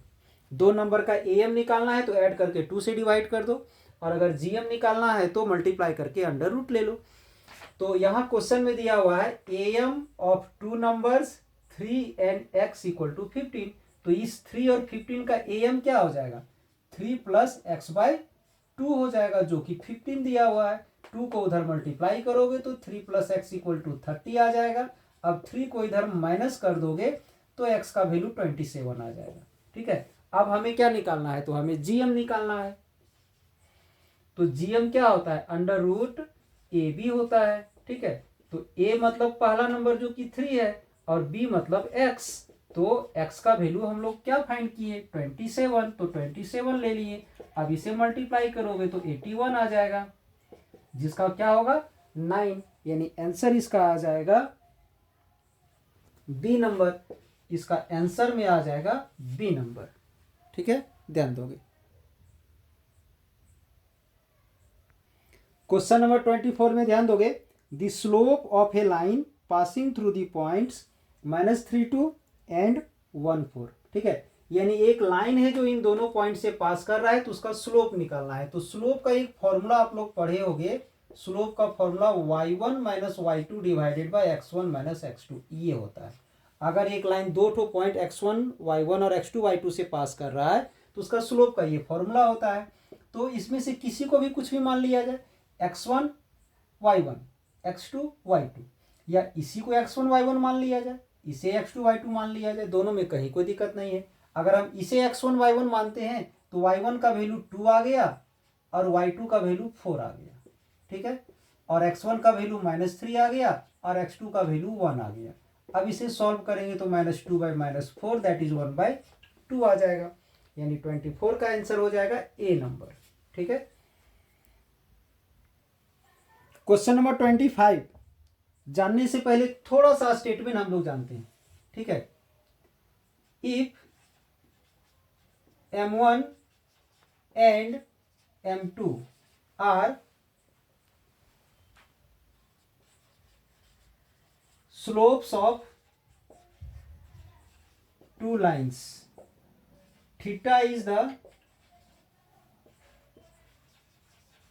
angle between them।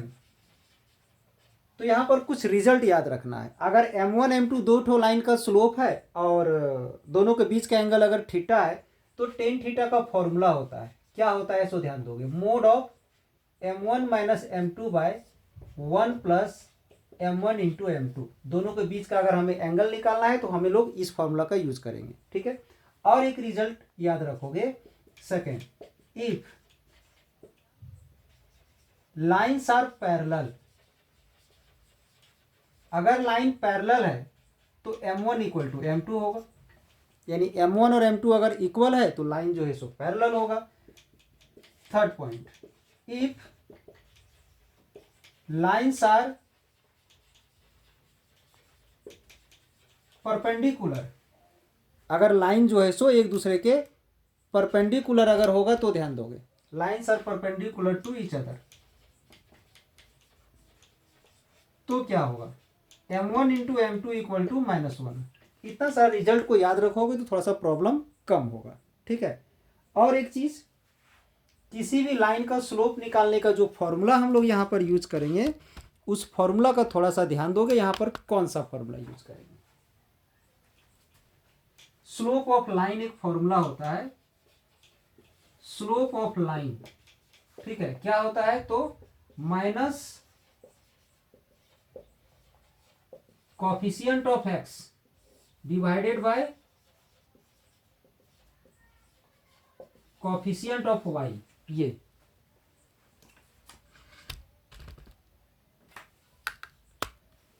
ध्यान दोगे। स्लोप ऑफ लाइन, लाइन का अगर स्लोप निकालना है और लाइन का इक्वेशन अगर दिया हुआ है तो minus coefficient of x divided by coefficient of y. तो यहां से अगर हम M1 निकालते हैं, M1 यानी फर्स्ट लाइन का स्लोप, ठीक है, पहले लाइन का स्लोप, तो क्या हो जाएगा, माइनस लेंगे सबसे पहले, फिर कोफिशिएंट ऑफ एक्स, तो एक्स का कोफिशिएंट यानी एक्स के साथ जो मल्टीप्लाई है जो कि 2 है, 2 ले लिए। अब कोफिशिएंट ऑफ वाई, तो वाई का कोफिशिएंट क्या है, तो यहाँ वाई के साथ -1 है तो -1 ले लिए, माइनस माइनस कैंसिल हो जाएगा तो इसका वैल्यू क्या आ जाएगा, तो यहाँ से 2 आ जाएगा, ठीक है, ध्यान दोगे।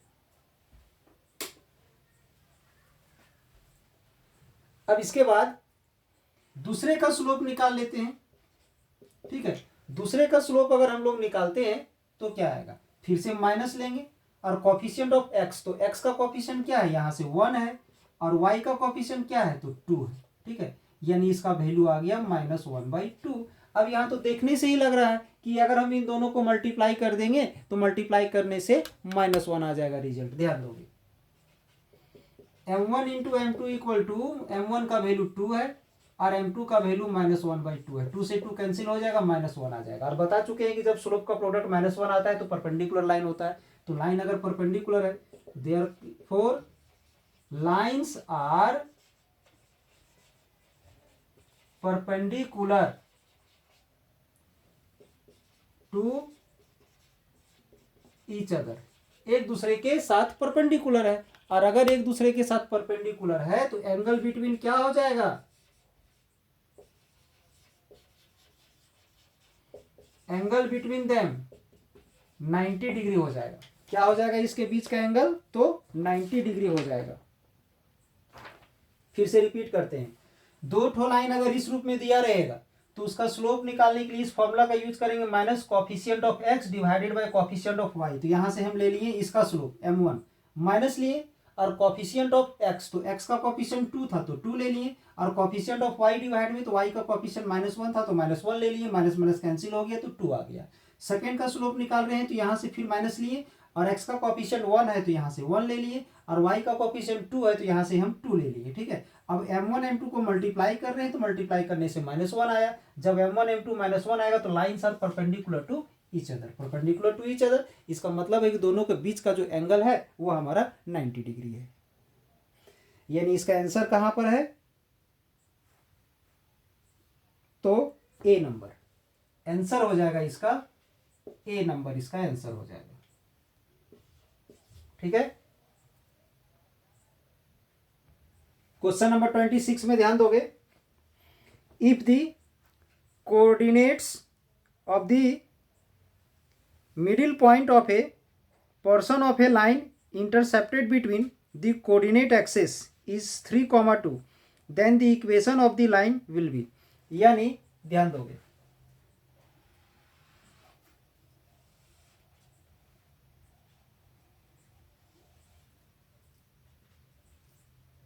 ये एक लाइन है, ठीक है, इस लाइन का एक्स एक्सिस और वाई एक्सिस के बीच में जो भी पोर्शन बना हुआ है, ये इसका मिडिल पॉइंट दिया हुआ है, मिडिल पॉइंट दिया हुआ है 3,2, ठीक है, ये दिया हुआ है मिडिल पॉइंट। तो अगर इसके लिए एक शॉर्टकट फॉर्मूला होता है, अगर वो याद है तो काफ़ी सिंपल बनेगा।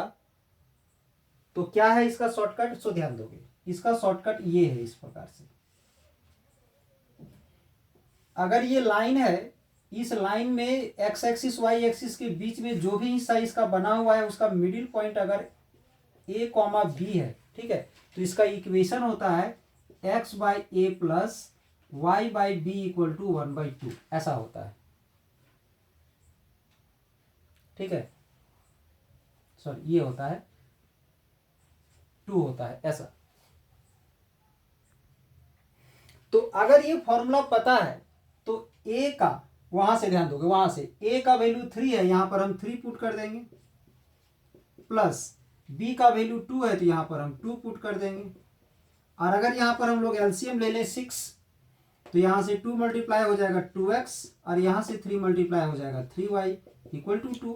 इस 6 को उधर मल्टीप्लाई करोगे तो 2x plus 3y equal to 12 आ जाएगा। ठीक है, यानी इसका आंसर क्या हो जाएगा, तो ए नंबर हो जाएगा इसका आंसर। बट अगर ये फॉर्मूला नहीं है याद तो इसको डिटेल में भी हम लोग जा सकते हैं। कैसे जाएंगे सो ध्यान दोगे, यहां से हम इसका x इंटरसेप्ट अगर a मान लेते हैं, इसका y इंटरसेप्ट अगर हम b मान लेते हैं, ठीक है, तो इसका कोऑर्डिनेट हो जाएगा a,0 और इसका कोऑर्डिनेट हो जाएगा 0,b। ठीक है, ये हो जाएगा। अब यहां से हम लोग क्या करते हैं, ये तो मिडिल पॉइंट है इसका, तो यूज करेंगे, इसे a मान लेते हैं और इसे b मान लेते हैं। कोऑर्डिनेट ऑफ मिड पॉइंट या middle point of a b. तो मिडिल पॉइंट का फॉर्मूला क्या होता है, x1 plus x2/2 comma y1 plus y2/2, ये होता है। तो x1 का वैल्यू 0 है और x2 का वैल्यू a है, ठीक है, बाई 2। फिर यहां से b plus 0, b plus 0 sorry by 2, यानी इसे हम लोग x1 y1 लेट कर लिए, इसे x2 y2 लेट कर लिए। ठीक है, अब इसे सॉल्व करोगे तो क्या आ जाएगा, a/2 कॉमा b/2, ये आ गया। और एक्चुअली में इसका वैल्यू क्या है, a/2 कॉमा b/2 का वैल्यू क्या है, तो वो है हमारा 3,2। हम लोग तो इसका मिड पॉइंट तो निकाल लिए ना, बट मिड पॉइंट तो दिया हुआ है 3,2 दिया हुआ है, यानी a/2 इक्वल टू क्या आ जाएगा, a/2 इक्वल टू 3 आ जाएगा, तो a का वैल्यू 6 होगा। b/2 इक्वल टू 2 आ जाएगा, तो b का वैल्यू 4 आ जाएगा, ये आ गया। ठीक है, अब हम लोग, ये क्या था x इंटरसेप्ट, ये क्या था y इंटरसेप्ट, तो इंटरसेप्ट फॉर्म से इसका हम लोग इक्वेशन निकाल सकते हैं by intercept form.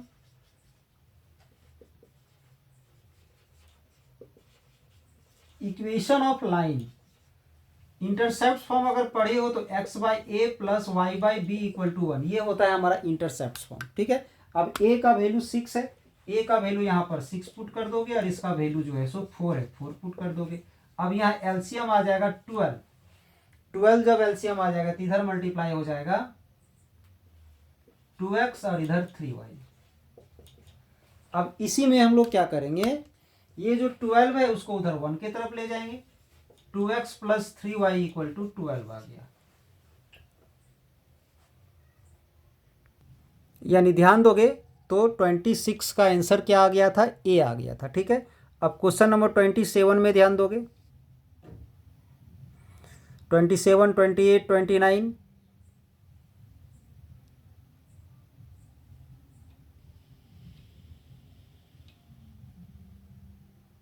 30, 31, 32,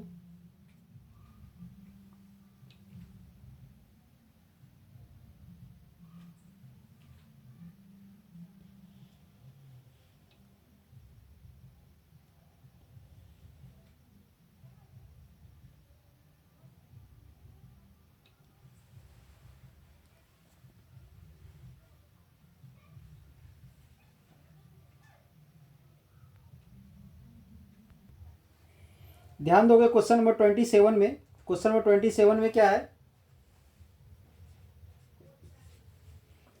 the distance of the point 3 - 2 from the line.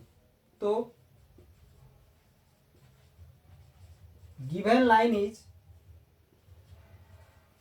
3x - 4y -26 equal to 0, ठीक है। और गिवन पॉइंट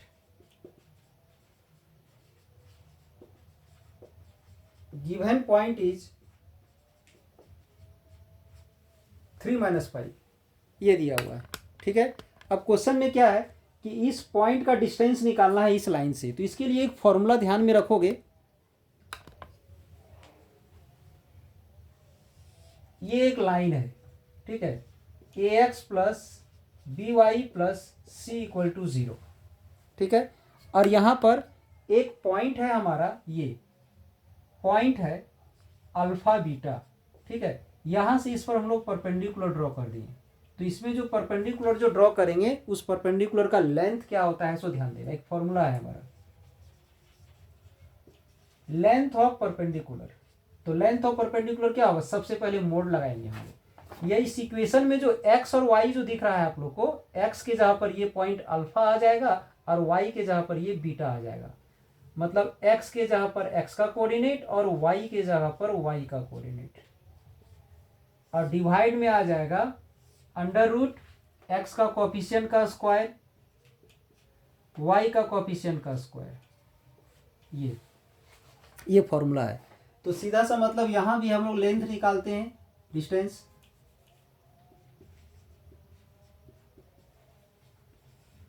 डिस्टेंस अगर निकालेंगे तो मोड लगा देंगे सबसे पहले, और ये x हटा देंगे, उसके जगह पर 3 आ जाएगा। तो आ जाएगा 3 × 3 माइनस फिर 4 और y के जगह पर -5, ठीक है, और -26 डिवाइडेड बाय। तो डिवाइड में क्या आएगा, x का कोएफिशिएंट और y का कोएफिशिएंट का स्क्वायर। तो x का कोएफिशिएंट क्या है 3 स्क्वायर, प्लस y का कोएफिशिएंट क्या है -4, तो -4 का स्क्वायर। मोड लगा दिए यहाँ पर, बस फॉर्मूला ध्यान में रखना है। जो लाइन रहता है उसी लाइन को यहाँ पर हम लोग लिखते हैं, बट जिस पॉइंट से परपेंडिकुलर ड्रॉ किया गया है ना, x को हटा करके x का कोऑर्डिनेट को ले आते हैं और y को हटा करके y का कोऑर्डिनेट ले आते हैं। नीचे अंडर रूट x का कोएफिशिएंट का स्क्वायर और y का कोएफिशिएंट का स्क्वायर का सम। तो वही चीज़ यहाँ की है। इस x को हटा दिए हैं और x के जगह पर यहाँ पर क्या ले लिए, इस 3 को ले लिए। इस y को हटा दिए और उसके जगह पर -5 को ले लिए। फिर नीचे ये x का कोएफिशिएंट जो 3 है उसका स्क्वायर और y का जो कोएफिशिएंट -4 है उसका स्क्वायर ले लिए। अब इसे सॉल्व करेंगे। 3 × 3 का 9, माइनस इंटू माइनस प्लस 20 और यहाँ से -26। इसका 9 और इसका 16। इसको इससे ऐड करेंगे तो 29 और 26। इसका आ गया 25, यानी यहाँ पर आ गया 3/5। अगर ये माइनस भी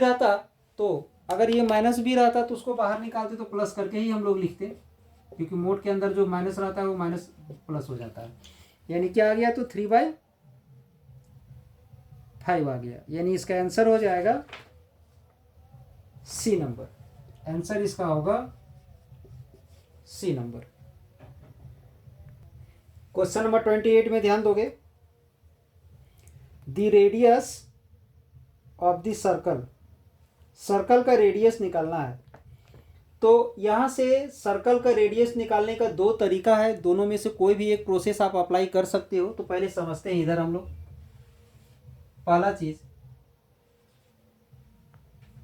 x - h का whole square plus y - k का whole square equal to r square. अगर ऐसा है इक्वेशन, अगर ऐसा कोई इक्वेशन है तो ये सर्कल का इक्वेशन है, ठीक है। तो सर्कल का इक्वेशन है तो इसमें से क्या होगा, सेंटर क्या होता है तो HK, और रेडियस क्या होता है, रेडियस होता है R, ठीक है। ध्यान दोगे, यानी ये अगर सर्कल है तो इसमें सेंटर हो जाएगा HK और इसका रेडियस हो जाएगा R, ऐसा।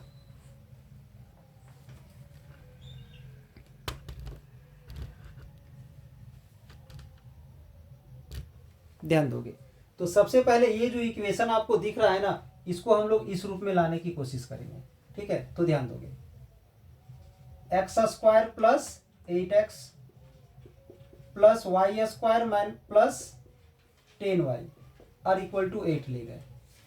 अब यहां ध्यान दोगे, इसे हम क्या लिखेंगे, x square plus 2x into 4 लिख सकते हैं।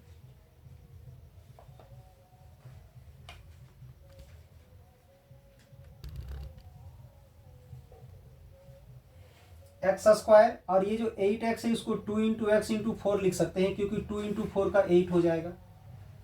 तो यहां पर हम लोग एक फॉर्मूला अप्लाई करने वाले हैं, a square plus 2ab plus b square equal to A plus b का होल स्क्वायर। तो इसके लिए हमें इस तीन तरह का टर्म चाहिए हमें। ठीक है, तो x square that is a square, 2ab that is 2ab, यानी यहाँ जो 4 है, यानी यहाँ जो b है उसका स्क्वायर चाहिए ना, तो उसका स्क्वायर तो यहाँ था नहीं, तो हम लोग क्या कर दिए, यहाँ पर 4 स्क्वायर अपने से ऐड कर दिए। फिर इसके बाद वाई स्क्वायर लिख दिए, इसको लिख दिए 2 इंटू वाई इंटू 5, फिर यहाँ 5 आया तो 5 का स्क्वायर ऐड कर दिए। अब थोड़ा ध्यान दोगे, ये जो 4 था यहाँ तो था नहीं, ये तो 5 था यहाँ तो था नहीं, तो हम इधर ऐड किए तो हम इधर भी ऐड कर देते हैं, 4 का स्क्वायर प्लस 5 का स्क्वायर, मतलब 4 स्क्वायर और 5 स्क्वायर इधर भी ऐड किए उधर भी ऐड किए। क्या हुआ ऐसा करने से, a square plus 2ab plus b square that is x plus 4 का होल स्क्वायर लिख सकते हैं, और यहां से लेकर यहां तक को हम y प्लस 5 का होल स्क्वायर लिख सकते हैं, और इसका हो जाएगा 84 प्लस 16 प्लस 25, ये आ गया। बट यहां एक्चुअली में होना तो चाहिए मेरा माइनस ही, ध्यान रहे यार, यहाँ भी हमारा माइनस ही होना चाहिए, बट यहाँ तो प्लस आ गया है, इसको हम सेट कर सकते हैं, एक्स माइनस और फिर से माइनस, 2 बार माइनस लगा सकते हैं, ऐसा लिख सकते हैं, और यहाँ ब्रैकेट लगा के स्क्वायर ले लिए, प्लस इसे भी लिख सकते हैं y माइनस माइनस 5, ऐसा लिख सकते हैं। इसे ऐड करोगे तो कितना आएगा,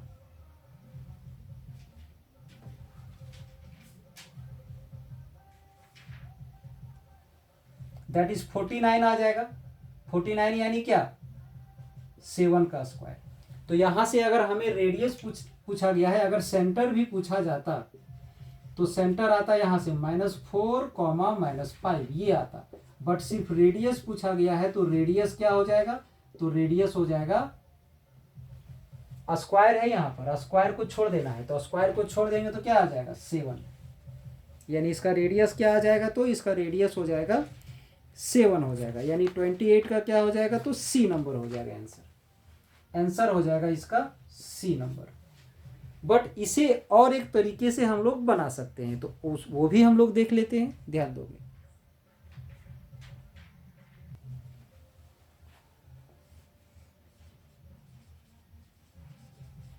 general equation of circle is, circle का जनरल इक्वेशन क्या होता है, सो ध्यान दोगे, x square plus y square plus 2gx plus 2fy plus c equal to 0, ये होता है।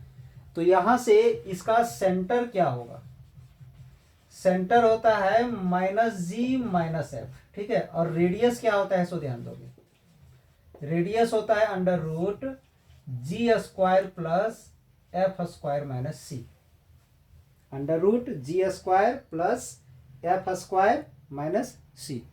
तो अगर इस इक्वेशन को इससे कंपेयर करोगे तो ध्यान दोगे यहां पर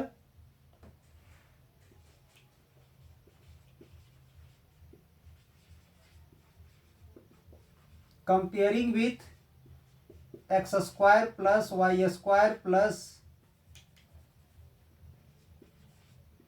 2gx plus 2fy minus plus c equal to 0, ये है जनरल इक्वेशन। ठीक है, इस इक्वेशन के साथ उसको कंपेयर करना है, तो यहां से ध्यान दोगे 2g का वैल्यू क्या आ जाएगा, तो 8 आ जाएगा, 2g इक्वल टू 8 आ जाएगा, तो g का वैल्यू आ जाएगा 4, 2f का वैल्यू 10 आ जाएगा, 2f का वैल्यू 10, तो f का वैल्यू 5 आ जाएगा, और यहां से c का वैल्यू आ जाएगा -8, c का वैल्यू -8। तो यहां से अगर हम अब सेंटर निकाल दें, सेंटर माइनस जी माइनस एफ होता है। सेंटर तो इसमें पूछा नहीं गया है, बट अगर दूसरे क्वेश्चन में पूछा जाए तो क्या आ जाएगा, -4 -5 आ जाता। ठीक है, अब इसके बाद इसमें अगर रेडियस पूछा गया है तो रेडियस क्या होगा, सो ध्यान दोगे। रेडियस का फॉर्मूला क्या है यहाँ पर, तो g² प्लस f² माइनस सी। ठीक है, तो ध्यान दोगे। g का वैल्यू क्या है, तो g का वैल्यू है 4, तो 4² प्लस f का वैल्यू 5, तो 5² और c का वैल्यू है -8। तो यहां पर अगर इसे हम लोग ऐड कर दें, 4 का स्क्वायर 16 और इसका 25 और इसका +8, तो आ जाएगा √49, दैट इज 7 यूनिट। ऐसे भी बना सकते हो इसे। नेक्स्ट क्वेश्चन में ध्यान दोगे, question number 29, for the parabola y equal to -8x the focus and length of the latus rectum are respectively. तो एक चीज ध्यान दोगे, अगर equation of parabola y² equal to -4ax है, ऐसा है, तो इसका फोकस क्या होता है ये याद रखोगे। इसका फोकस होता है -a0। ठीक है, और length of latus rectum equal to 4a होता है, ये याद रखोगे। ठीक है, तो अगर हम इसमें कंपेयर कर दें इसके साथ तो माइनस माइनस कैंसिल हो जाएगा। 4a का वैल्यू क्या आ जाएगा, 8। 4a इक्वल टू 8 है, तो a का वैल्यू हो जाएगा 2। तो इसका फोकस क्या हो जाएगा, फोकस -a0 है, तो क्या हो जाएगा -2 0। और length of latus rectum, length of latus rectum 4a, तो यानी 4 इंटू 2 दैट इज 8 यूनिट, ये आ गया। यानी इसका आंसर हो जाएगा -2, 0 और 8, यानी आंसर हो जाएगा इसका सी नंबर। आंसर क्या हो जाएगा, तो सी नंबर हो जाएगा। इसके बाद क्वेश्चन नंबर 30 में ध्यान दोगे, the vertices of an ellipse are +-50। Vertices दिया हुआ है +-50 एंड +-40, ये दिया हुआ है, बट ऐसा नहीं हो सकता है। ठीक है, सॉरी, वर्टिसेस दिया हुआ है। ठीक है, ठीक है, वर्टिसेस ये दिया हुआ है, एंड फोसी दिया हुआ है, फोसी दिया हुआ है +-40, ये दिया हुआ है। ठीक है, तो अगर आप लोग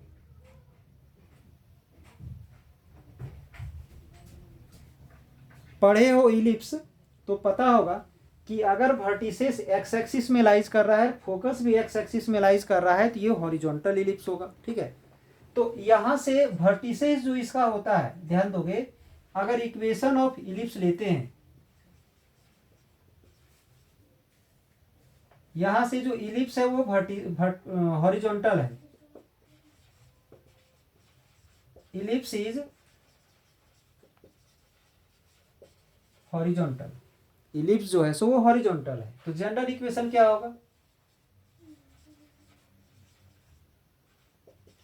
जनरल इक्वेशन ऑफ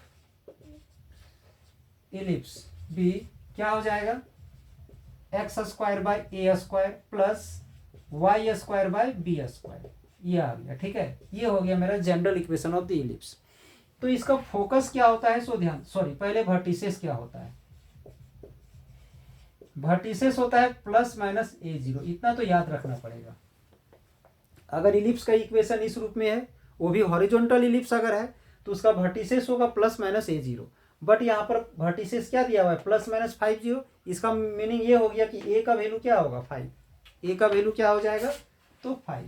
चलिए, a का वैल्यू तो आ गया, अब हमें b का वैल्यू चाहिए। तो b का वैल्यू फाइंड करने से पहले हम लोग c फाइंड करेंगे, जो कि होता है फोसी का वर्टिसेस। फोसी होता है +-c0। ठीक है, तो c का वैल्यू क्या हो जाएगा, यहाँ से 4 हो जाएगा, c का वैल्यू मेरा 4 आ गया। अब एक फॉर्मूला है, पढ़े होगे, a² - b² = c² होता है। ठीक है, तो यहाँ से ए का वैल्यू हमें पता है, बी सी का वैल्यू पता है, तो बी का वैल्यू आ जाएगा। बी को उधर ले जाना है, सी को इधर ले आना है, तो a square minus c square equal to b square. तो ए स्क्वायर दैट इज 25 और सी स्क्वायर दैट इज 16। तो यहाँ से बी स्क्वायर का वैल्यू क्या आ गया, तो 9 आ गया। ठीक है, बी स्क्वायर का वैल्यू 9 आ गया। अब यहाँ से अगर हम लोग ए स्क्वायर का वैल्यू फाइंड कर लेते हैं तो 25 आ जाएगा। तो यहाँ 25 लिख दिया जाए और यहाँ पर 9 लिख दिया जाए, तो क्या आ गया, hence equation of ellipse is x square by A square. तो ए स्क्वायर का वैल्यू क्या है, ए स्क्वायर का वैल्यू 25, तो यहाँ पर 25 आ जाएगा, plus y square by b square. तो बी स्क्वायर का वैल्यू क्या है 9, तो यहाँ पर आ जाएगा y square by 9 equal to 1। ध्यान दोगे थोड़ा सा। हेंस इक्वेशन ऑफ इलिप्सिस, यहाँ से ए स्क्वायर का वैल्यू पुट कर दिए, बी स्क्वायर का वैल्यू हम लोग पुट कर दिए, यानी क्वेश्चन नंबर 30। क्वेश्चन नंबर 30 में है, इसका आंसर हो जाएगा ए नंबर। इसका आंसर क्या हो जाएगा, तो ए नंबर हो जाएगा इसका आंसर। क्वेश्चन नंबर 31 में ध्यान दोगे, the eccentricity of the hyperbola. ये जो हाइपरबोला है ना, इस हाइपरबोला का इसेंट्रिसिटी निकालना है। तो सबसे पहले हम लोग हाइपरबोला का इक्वेशन को समझते हैं। अगर ये हमारा इक्वेशन ऑफ हाइपरबोला है, ठीक है, तो ध्यान दोगे ये हॉरिजॉन्टल हाइपरबोला होता है। अगर यहाँ पर y आ जाएगा और यहाँ पर x आ जाएगा तो उसे हम लोग वर्टिकल हाइपरबोला बोलते हैं। ये मेरा हॉरिजॉन्टल हाइपरबोला है, इसका वर्टिसेस हो जाएगा प्लस माइनस a0, फोसी हो जाएगा प्लस माइनस c0, जिसको हम लोग ae लिख सकते हैं। इसेंट्रिसिटी e का होता है c बाई a, ठीक है, c का ये फॉर्मूला होता है इसमें। Length of the transverse axis होता है 2a, length of the conjugate axis होता है 2b, और length of the latus rectum होता है 2b स्क्वायर बाय a, और सेंटर हो जाता है इसका 0 0। ठीक है, पढ़े होगे तो पता हो आप लोग को। तो उसके अनुसार अगर हम लोग जाते हैं, ठीक है, तो इसके साथ अगर हम कंपेयरिंग करते हैं यहाँ से, तो ए स्क्वायर का वैल्यू क्या आ जाएगा 9 आ जाएगा, और बी स्क्वायर का वैल्यू क्या आ जाएगा 16 आ जाएगा। तो ए का वैल्यू 3 हो जाएगा और बी का वैल्यू यहाँ से 4 हो जाएगा। हमें इसेंट्रिसिटी निकालना है, तो उससे पहले हम लोग सी निकाल लेते हैं। तो सी का क्या है, तो under root a square plus b square, तो under root 3 square plus 4 square, तो आ जाएगा 9 प्लस 16 यानी 25 यानी 5 हो जाएगा। तो अब हम लोग इसेंट्रिसिटी अगर निकाल देते हैं,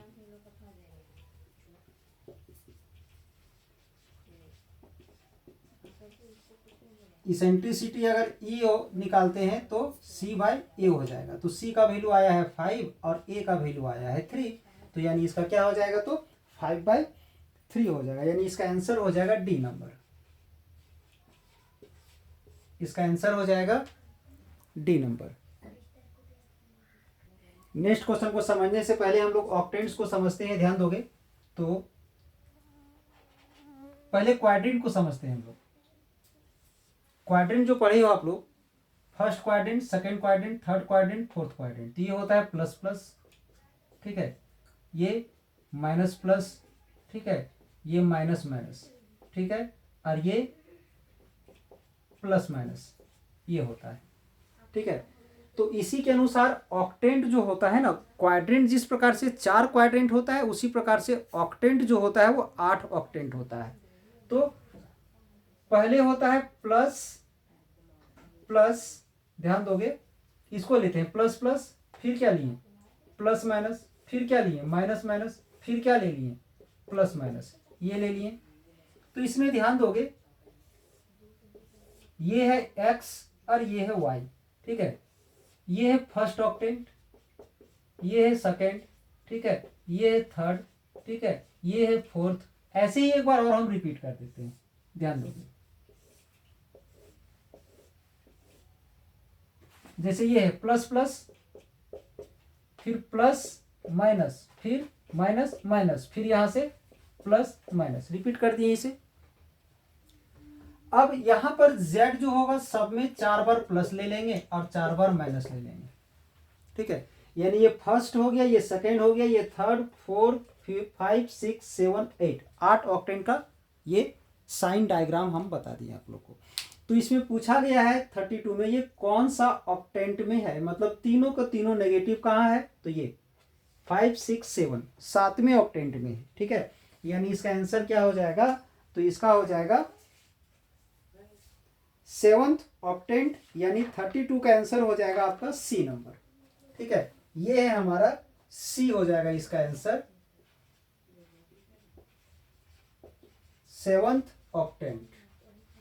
ठीक है, अब इसके बाद क्वेश्चन है 33। ठीक है, 33 में क्या है सो ध्यान दोगे, the extremities of the diagonal of A square. एक स्क्वायर का जो डायगोनल है, ये एक स्क्वायर है, स्क्वायर का जो डायगोनल है उसका एक्सट्रीमिटीज मतलब अंतिम छोर दिया हुआ है। एक दिया हुआ है हमारा 1 - 2 3, ये दिया हुआ है, और दूसरा दिया हुआ है 2 - 3 5, ये दिया हुआ है। ठीक है, एक 1 - 2 3 दिया हुआ है, 2 - 3 5 दिया हुआ है। ठीक है, अब इसमें क्या करना है, then length of the side. तो अगर ये स्क्वायर है तो ये लेंथ और ये लेंथ क्या होगा, सेम होगा। अगर ये एक स्क्वायर है तो स्क्वायर का सभी साइड से इक्वल होता है, तो इसका जो लेंथ होगा वही लेंथ इसका भी होगा। अब ये डायगोनल पहले हम लोग निकाल लेते हैं, डायगोनल इसे ए मान लेते हैं और इसे बी मान लेते हैं। ठीक है, डायगोनल अगर हम लोग ए बी निकालते हैं तो क्या आएगा, अंडर रूट, फॉर्मूला पढ़े हो गए आप लोग, फॉर्मूला होता है x1 - x2 square plus y1 - y2 to the power 2 plus z1 - z2 to the power 2, ये पढ़े हो गए। x1 y1 z1 and x2 y2 z2। तो x1 का वैल्यू 2 है और x2 का वैल्यू 1 है, y1 का वैल्यू -3 है और y2 का वैल्यू माइनस, तो माइनस माइनस प्लस हो जाएगा। z1 का वैल्यू 5 है और z2 का वैल्यू 3 है।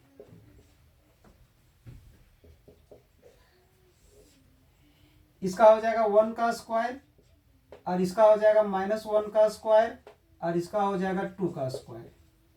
ठीक है, अब इसे सॉल्व करोगे, इसे सॉल्व करोगे तो क्या आ जाएगा, 1 + 1 + 4 that is under root 6, under root 6 आ गया। किसका वैल्यू, तो ए बी का वैल्यू। तो अब यहां से ध्यान दोगे, ये ए बी को क्या लिख सकते हैं, a square plus a square, a b square equal to A square plus a square. ठीक है, तो ए बी का वैल्यू मेरा अंडर रूट 6 है, तो ए बी स्क्वायर का 6 हो जाएगा और यहाँ से 2a स्क्वायर, 2 को इधर डिवाइड करोगे तो ए स्क्वायर आ जाएगा 6/2 that is 3।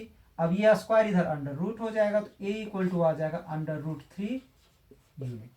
Length of the side हमें निकालना था, तो जिसका वैल्यू क्या आ गया है, तो अंडर रूट 3, यानी 33 का आंसर हो जाएगा आपका बी नंबर। आंसर क्या हो जाएगा इसका, तो बी नंबर हो जाएगा इसका आंसर। क्वेश्चन नंबर 34, 35, 36 देखोगे।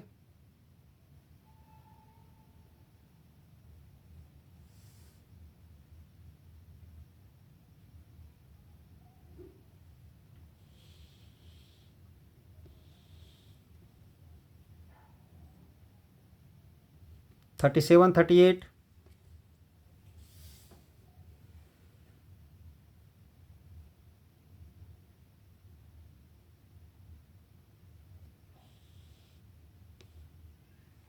थर्टी 40,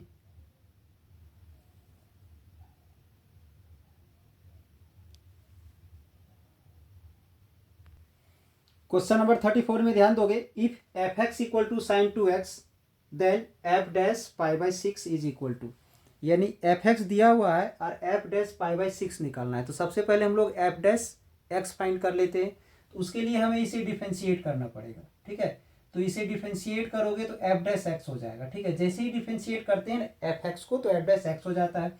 अब इसे हमें डिफ्रेंशिएट करना पड़ेगा एक्स के रिस्पेक्ट में।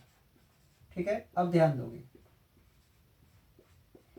यहां जो है हमारा ये जो साइन 2x जो है इसमें चेन रूल अप्लाई होगा। ठीक है, फंक्शन ऑफ फंक्शन में ये सेट नहीं है, इसे फंक्शन ऑफ फंक्शन में सेट करना पड़ेगा।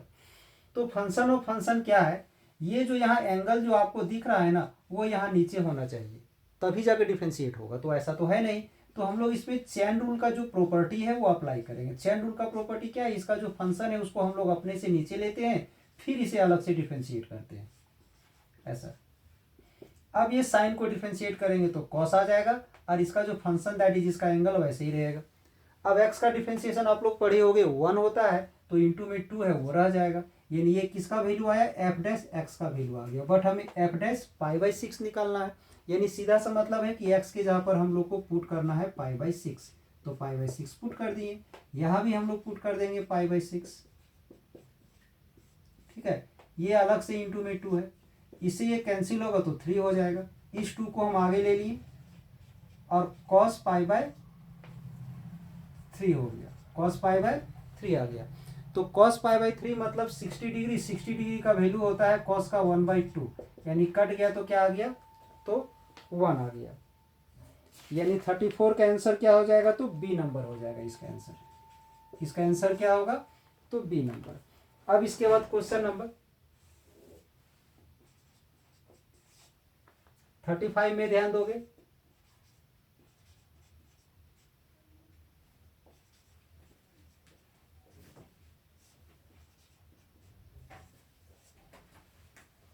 इसे सॉल्व करना है, तो इसमें हम लोग एक फॉर्मूला यूज करने वाले हैं। तो फॉर्मूला पढ़े होगे आप लोग, ध्यान दोगे।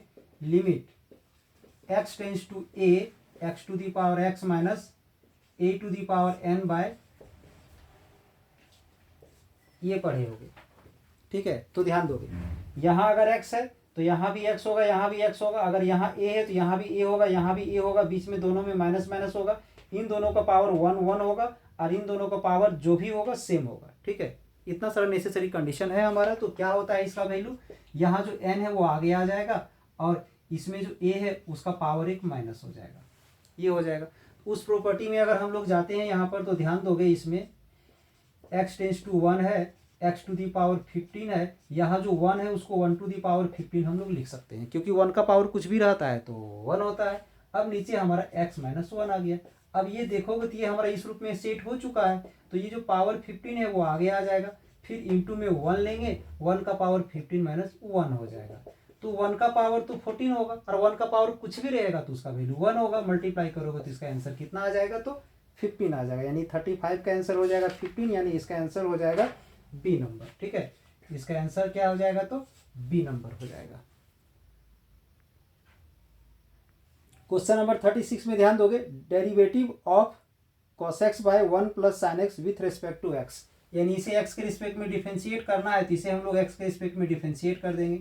तो एक चीज़ पता होना चाहिए कि इसमें u बाई वी वाला प्रॉपर्टी यूज होने जा रहा है।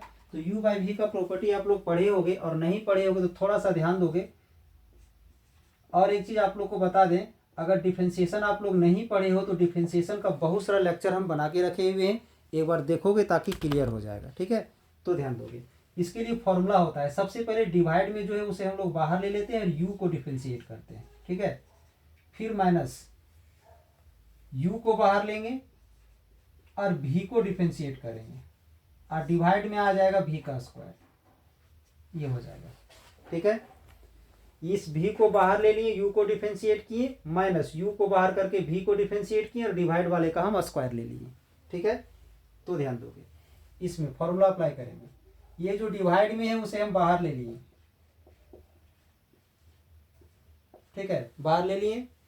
ये जो कॉस है उसे डिफरेंशिएट कर दिए, माइनस कॉस को अब बाहर कर देंगे और ये जो बाहर गया है उसको डिफरेंशिएट कर देंगे।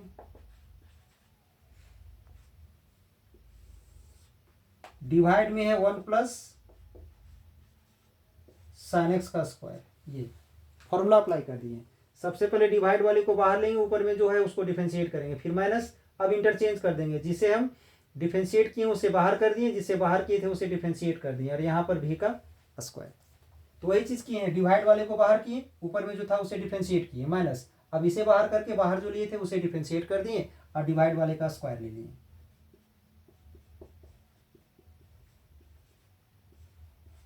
इसे डिफरेंशिएट करोगे तो माइनस साइन एक्स आएगा। फॉर्मूला पता होना चाहिए, नहीं पढ़े हो तो हम फिर एक बार बताना चाहेंगे कि एक बार जरूर देखोगे, गारंटी है कि समझ में आएगा। डिफरेंशिएशन को बहुत बेहतर तरीके से बताया गया है। ये बाहर है, ऐसे ही रह जाएगा। इसे डिफरेंशिएट करोगे तो 1 का 0 और इसका कॉस, नीचे में आ गया 1 प्लस साइन एक्स का स्क्वायर, इसको इसमें मल्टीप्लाई करोगे, ठीक है, यहाँ इसमें मल्टीप्लाई करेंगे तो माइनस साइन एक्स, इसको इसमें मल्टीप्लाई करोगे तो माइनस साइन स्क्वायर एक्स, इसको इसमें मल्टीप्लाई करोगे तो माइनस कॉस स्क्वायर एक्स, फिर ये रह जाएगा 1 प्लस साइन एक्स का स्क्वायर, ठीक है। अब इसमें ध्यान दोगे थोड़ा सा,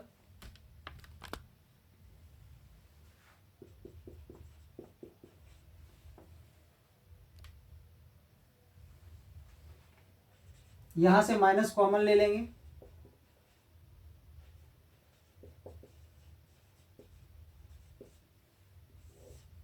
फिर यहां से 1 प्लस साइन एक्स का स्क्वायर, ध्यान दोगे। अब इस कंप्लीट का वैल्यू 1 होता है तो आ जाएगा यहां से माइनस साइन एक्स और -1, माइनस साइन एक्स और यहां से इसका -1 और डिवाइड में जो बचा हुआ है उसे ले लिए। यहां से अगर हम माइनस कॉमन ले लेंगे दोनों प्लस हो जाएगा, दोनों प्लस होगा, आगे पीछे करके लिख सकते हो।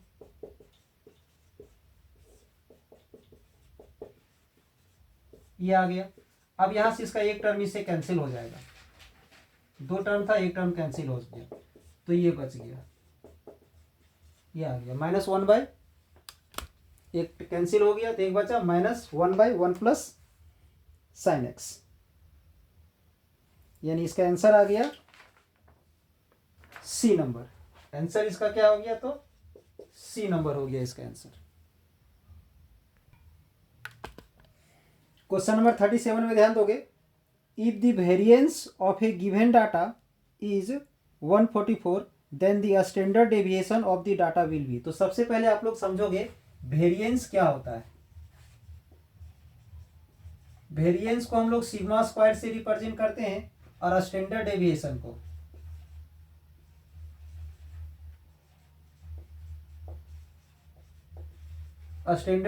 को सिग्मा से रिप्रेजेंट करते हैं, ठीक है। तो वेरिएंस यानी सिग्मा स्क्वायर इक्वल टू 144 दिया हुआ है तो sigma equal to √44 that is 12 हो जाएगा आंसर, यानी स्टैंडर्ड डेविएशन कितना आ जाएगा, तो 12 आ जाएगा, यानी इसका आंसर क्या हो जाएगा, तो इसका आंसर हो जाएगा बी नंबर, ठीक है। अब 38 में ध्यान दोगे, 38 में है in a leap year the probability of having 53 Sunday और 53 मंडे, 53 संडे और 53 मंडे होने का प्रोबेबिलिटी क्या होगा, कहाँ पर, तो लीप ईयर में, ध्यान दोगे। तो सबसे पहले लीप ईयर में 366 डेज होता है, जिसमें से 52 सप्ताह एंड 2 एक्स्ट्रा डेज होगा। तो 52 सप्ताह का प्रोबेबिलिटी नहीं होगा, क्योंकि उसमें 52 सप्ताह में तो हर एक दिन एक एक बार आएगा ही, हर एक डेज 52 टाइम्स आएगा ही आएगा। जो एक्स्ट्रा 2 डेज है ना, उसका प्रोबेबिलिटी निकाला जाता है। तो एक्स्ट्रा 2 डेज में सैंपल स्पेस क्या होगा, सो ध्यान दोगे। सबसे पहले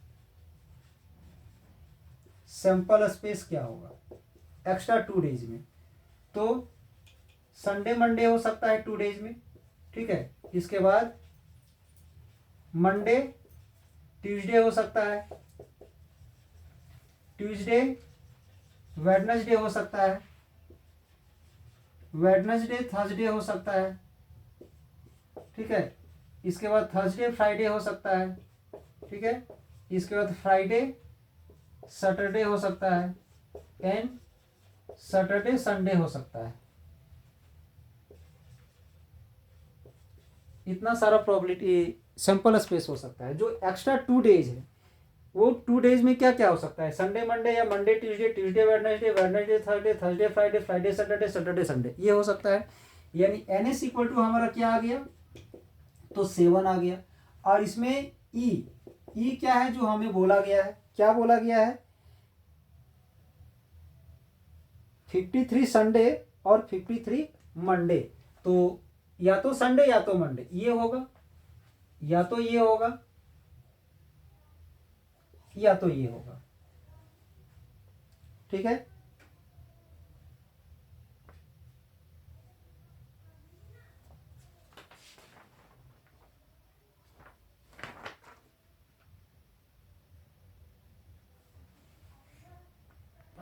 ध्यान दोगे, इसमें ई का वैल्यू आ जाएगा हमारा ये आएगा, फिर इसके बाद मंडे ट्यूसडे आएगा, उसके बाद सैटरडे संडे आएगा, क्योंकि और वर्ड का यूज किया गया है, मतलब एटलीस्ट मंडे है वो भी आएगा, संडे है वो भी आएगा, और जो दोनों रिजल्ट है वो भी आएगा। मतलब ये 3 रिजल्ट हमारा इसमें आएगा, यानी इसका एन ई क्या हो जाएगा, तो एन ई हो जाएगा हमारा 3। दैट इज इसका प्रोबेबिलिटी हम लोग निकालते हैं तो क्या आ जाएगा, प्रोबेबिलिटी का फॉर्मूला पढ़े होगे, प्रोबेबिलिटी का होता है n E by n S, यानी 3/7, यानी इसका आंसर हो जाएगा ए नंबर। ठीक है, 3/7 ए नंबर हो जाएगा। 39 में क्या है ध्यान दोगे, the probability of getting exactly 2 tails in tossing a coin thrice. Thrice यानी 3 बार। एक क्वाइन को अगर 3 बार टॉस किया जाए, क्वाइन को अगर 3 बार टॉस कर दिया जाए तो सैंपल स्पेस क्या क्या होगा, हेड हेड हेड होगा ये, या फिर 2 हेड 1 टेल। तो 2 हेड 1 टेल 3 प्रकार से आ सकता है ये हमारा। ठीक है, टेल लास्ट में, सेकेंड में या फर्स्ट में, या फिर 2 tail 1 head, similarly 2 tail 1 head 3 प्रकार से आ सकता है, और इसके बाद टेल टेल टेल ऐसा हो सकता है। ठीक है, इतना सारा सैंपल स्पेस होगा, यानी एन एस इक्वल टू क्या हो जाएगा, तो 8 हो जाएगा। ठीक है, इसमें टोटल 8 एलिमेंट 1 2 3 4 5 6 7 8। ठीक है, इसमें पूछा क्या गया है, probability of getting exactly 2 tail. ठीक है, एग्जैक्टली 2 टेल, न ज्यादा न कम। तो 2 टेल कहाँ पर है, यहाँ है, यहाँ है, यहाँ है, यानी एग्जैक्टली 2 टेल ये आ जाएगा, ये आ जाएगा, और ये आ जाएगा। तो इसमें कितने एलिमेंट है, तो इसमें 3 एलिमेंट है, 3। ठीक है, तो प्रोबेबिलिटी क्या हो जाएगा, P equal to n E by n S, यानी 3/8 आ जाएगा इसका आंसर। 3/8 यानी आंसर इसका हो जाएगा ए नंबर। ठीक है, अब इसके बाद हम लोग देखते हैं 40 में। ठीक है, 40 में क्या है, the probability of getting a total of 10 in a single throw of 2 dies.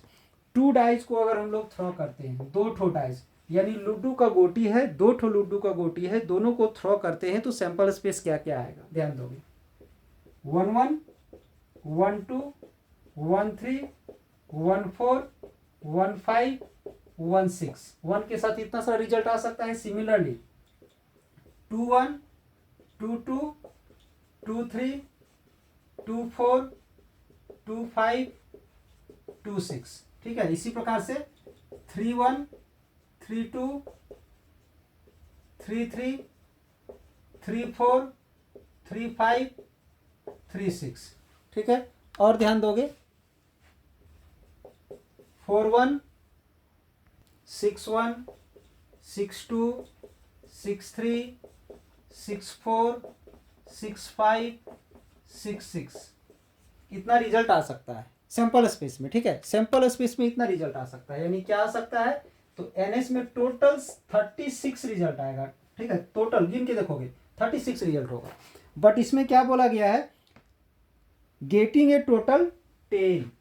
Total जो है सो 10 होना चाहिए, जोड़ने से 10 होना चाहिए। कहां कहां जोड़ने से 10 होगा सो ध्यान दोगे, तो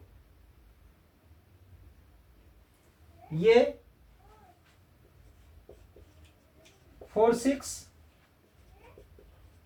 5 5 6 4, बस यही 3 रिजल्ट। यहां कहीं भी देख लो, ऐड करने से ये 4 6 जोड़ेंगे तो 10 होगा, 5 5 को ऐड करेंगे 10 होगा, और 6 4 को ऐड करेंगे तो 10 होगा। यानी एन ई इक्वल टू क्या है, तो एन ई इक्वल टू 3 है। तो प्रोबेबिलिटी हमारा इसका क्या आ जाएगा, तो n E by n S हो जाएगा, n E by n S, यानी 3/36। 3/36 यानी 1/12। आंसर क्या आएगा, 1/12, यानी इसका आंसर हो जाएगा सी नंबर। क्या हो जाएगा इसका आंसर, तो सी नंबर हो जाएगा। आई होप आज का ये क्लास आप लोग को अच्छा लगा हो। इसके लिए एक लाइक कर दें, वीडियो को ज़्यादा से ज़्यादा शेयर करें, ताकि इसी तरह का और सारा लेटेस्ट वीडियो हम आपके लिए बना करके तैयार कर पाएँ। तो इसी तरह का और सारा latest videos, previous year model set हो, या प्रीवियस ईयर क्वेश्चन का सॉल्यूशन हो या इंपॉर्टेंट क्वेश्चन हो, मैथमेटिक्स हो, फिजिक्स हो, केमिस्ट्री हो या किसी अदर सब्जेक्ट साइंस से रिलेटेड, 11th का हो, 12th का हो या बीएससी का हो, इन सब चीज़ों का अगर लाभ उठाना चाहते हैं और अगर आपको लगता है कि इस चैनल से हमें जुड़े रहने से कुछ लाभ होने वाला है तो चैनल को सब्सक्राइब करके रखें और बेल आइकन को दबा दें ताकि हर एक लेटेस्ट वीडियो आपको समय पर प्राप्त होते रहे। और वीडियो को ज़्यादा से ज़्यादा इसे शेयर करने की कोशिश करें। चलिए, इस चैनल से आप लोग जुड़ने के लिए धन्यवाद।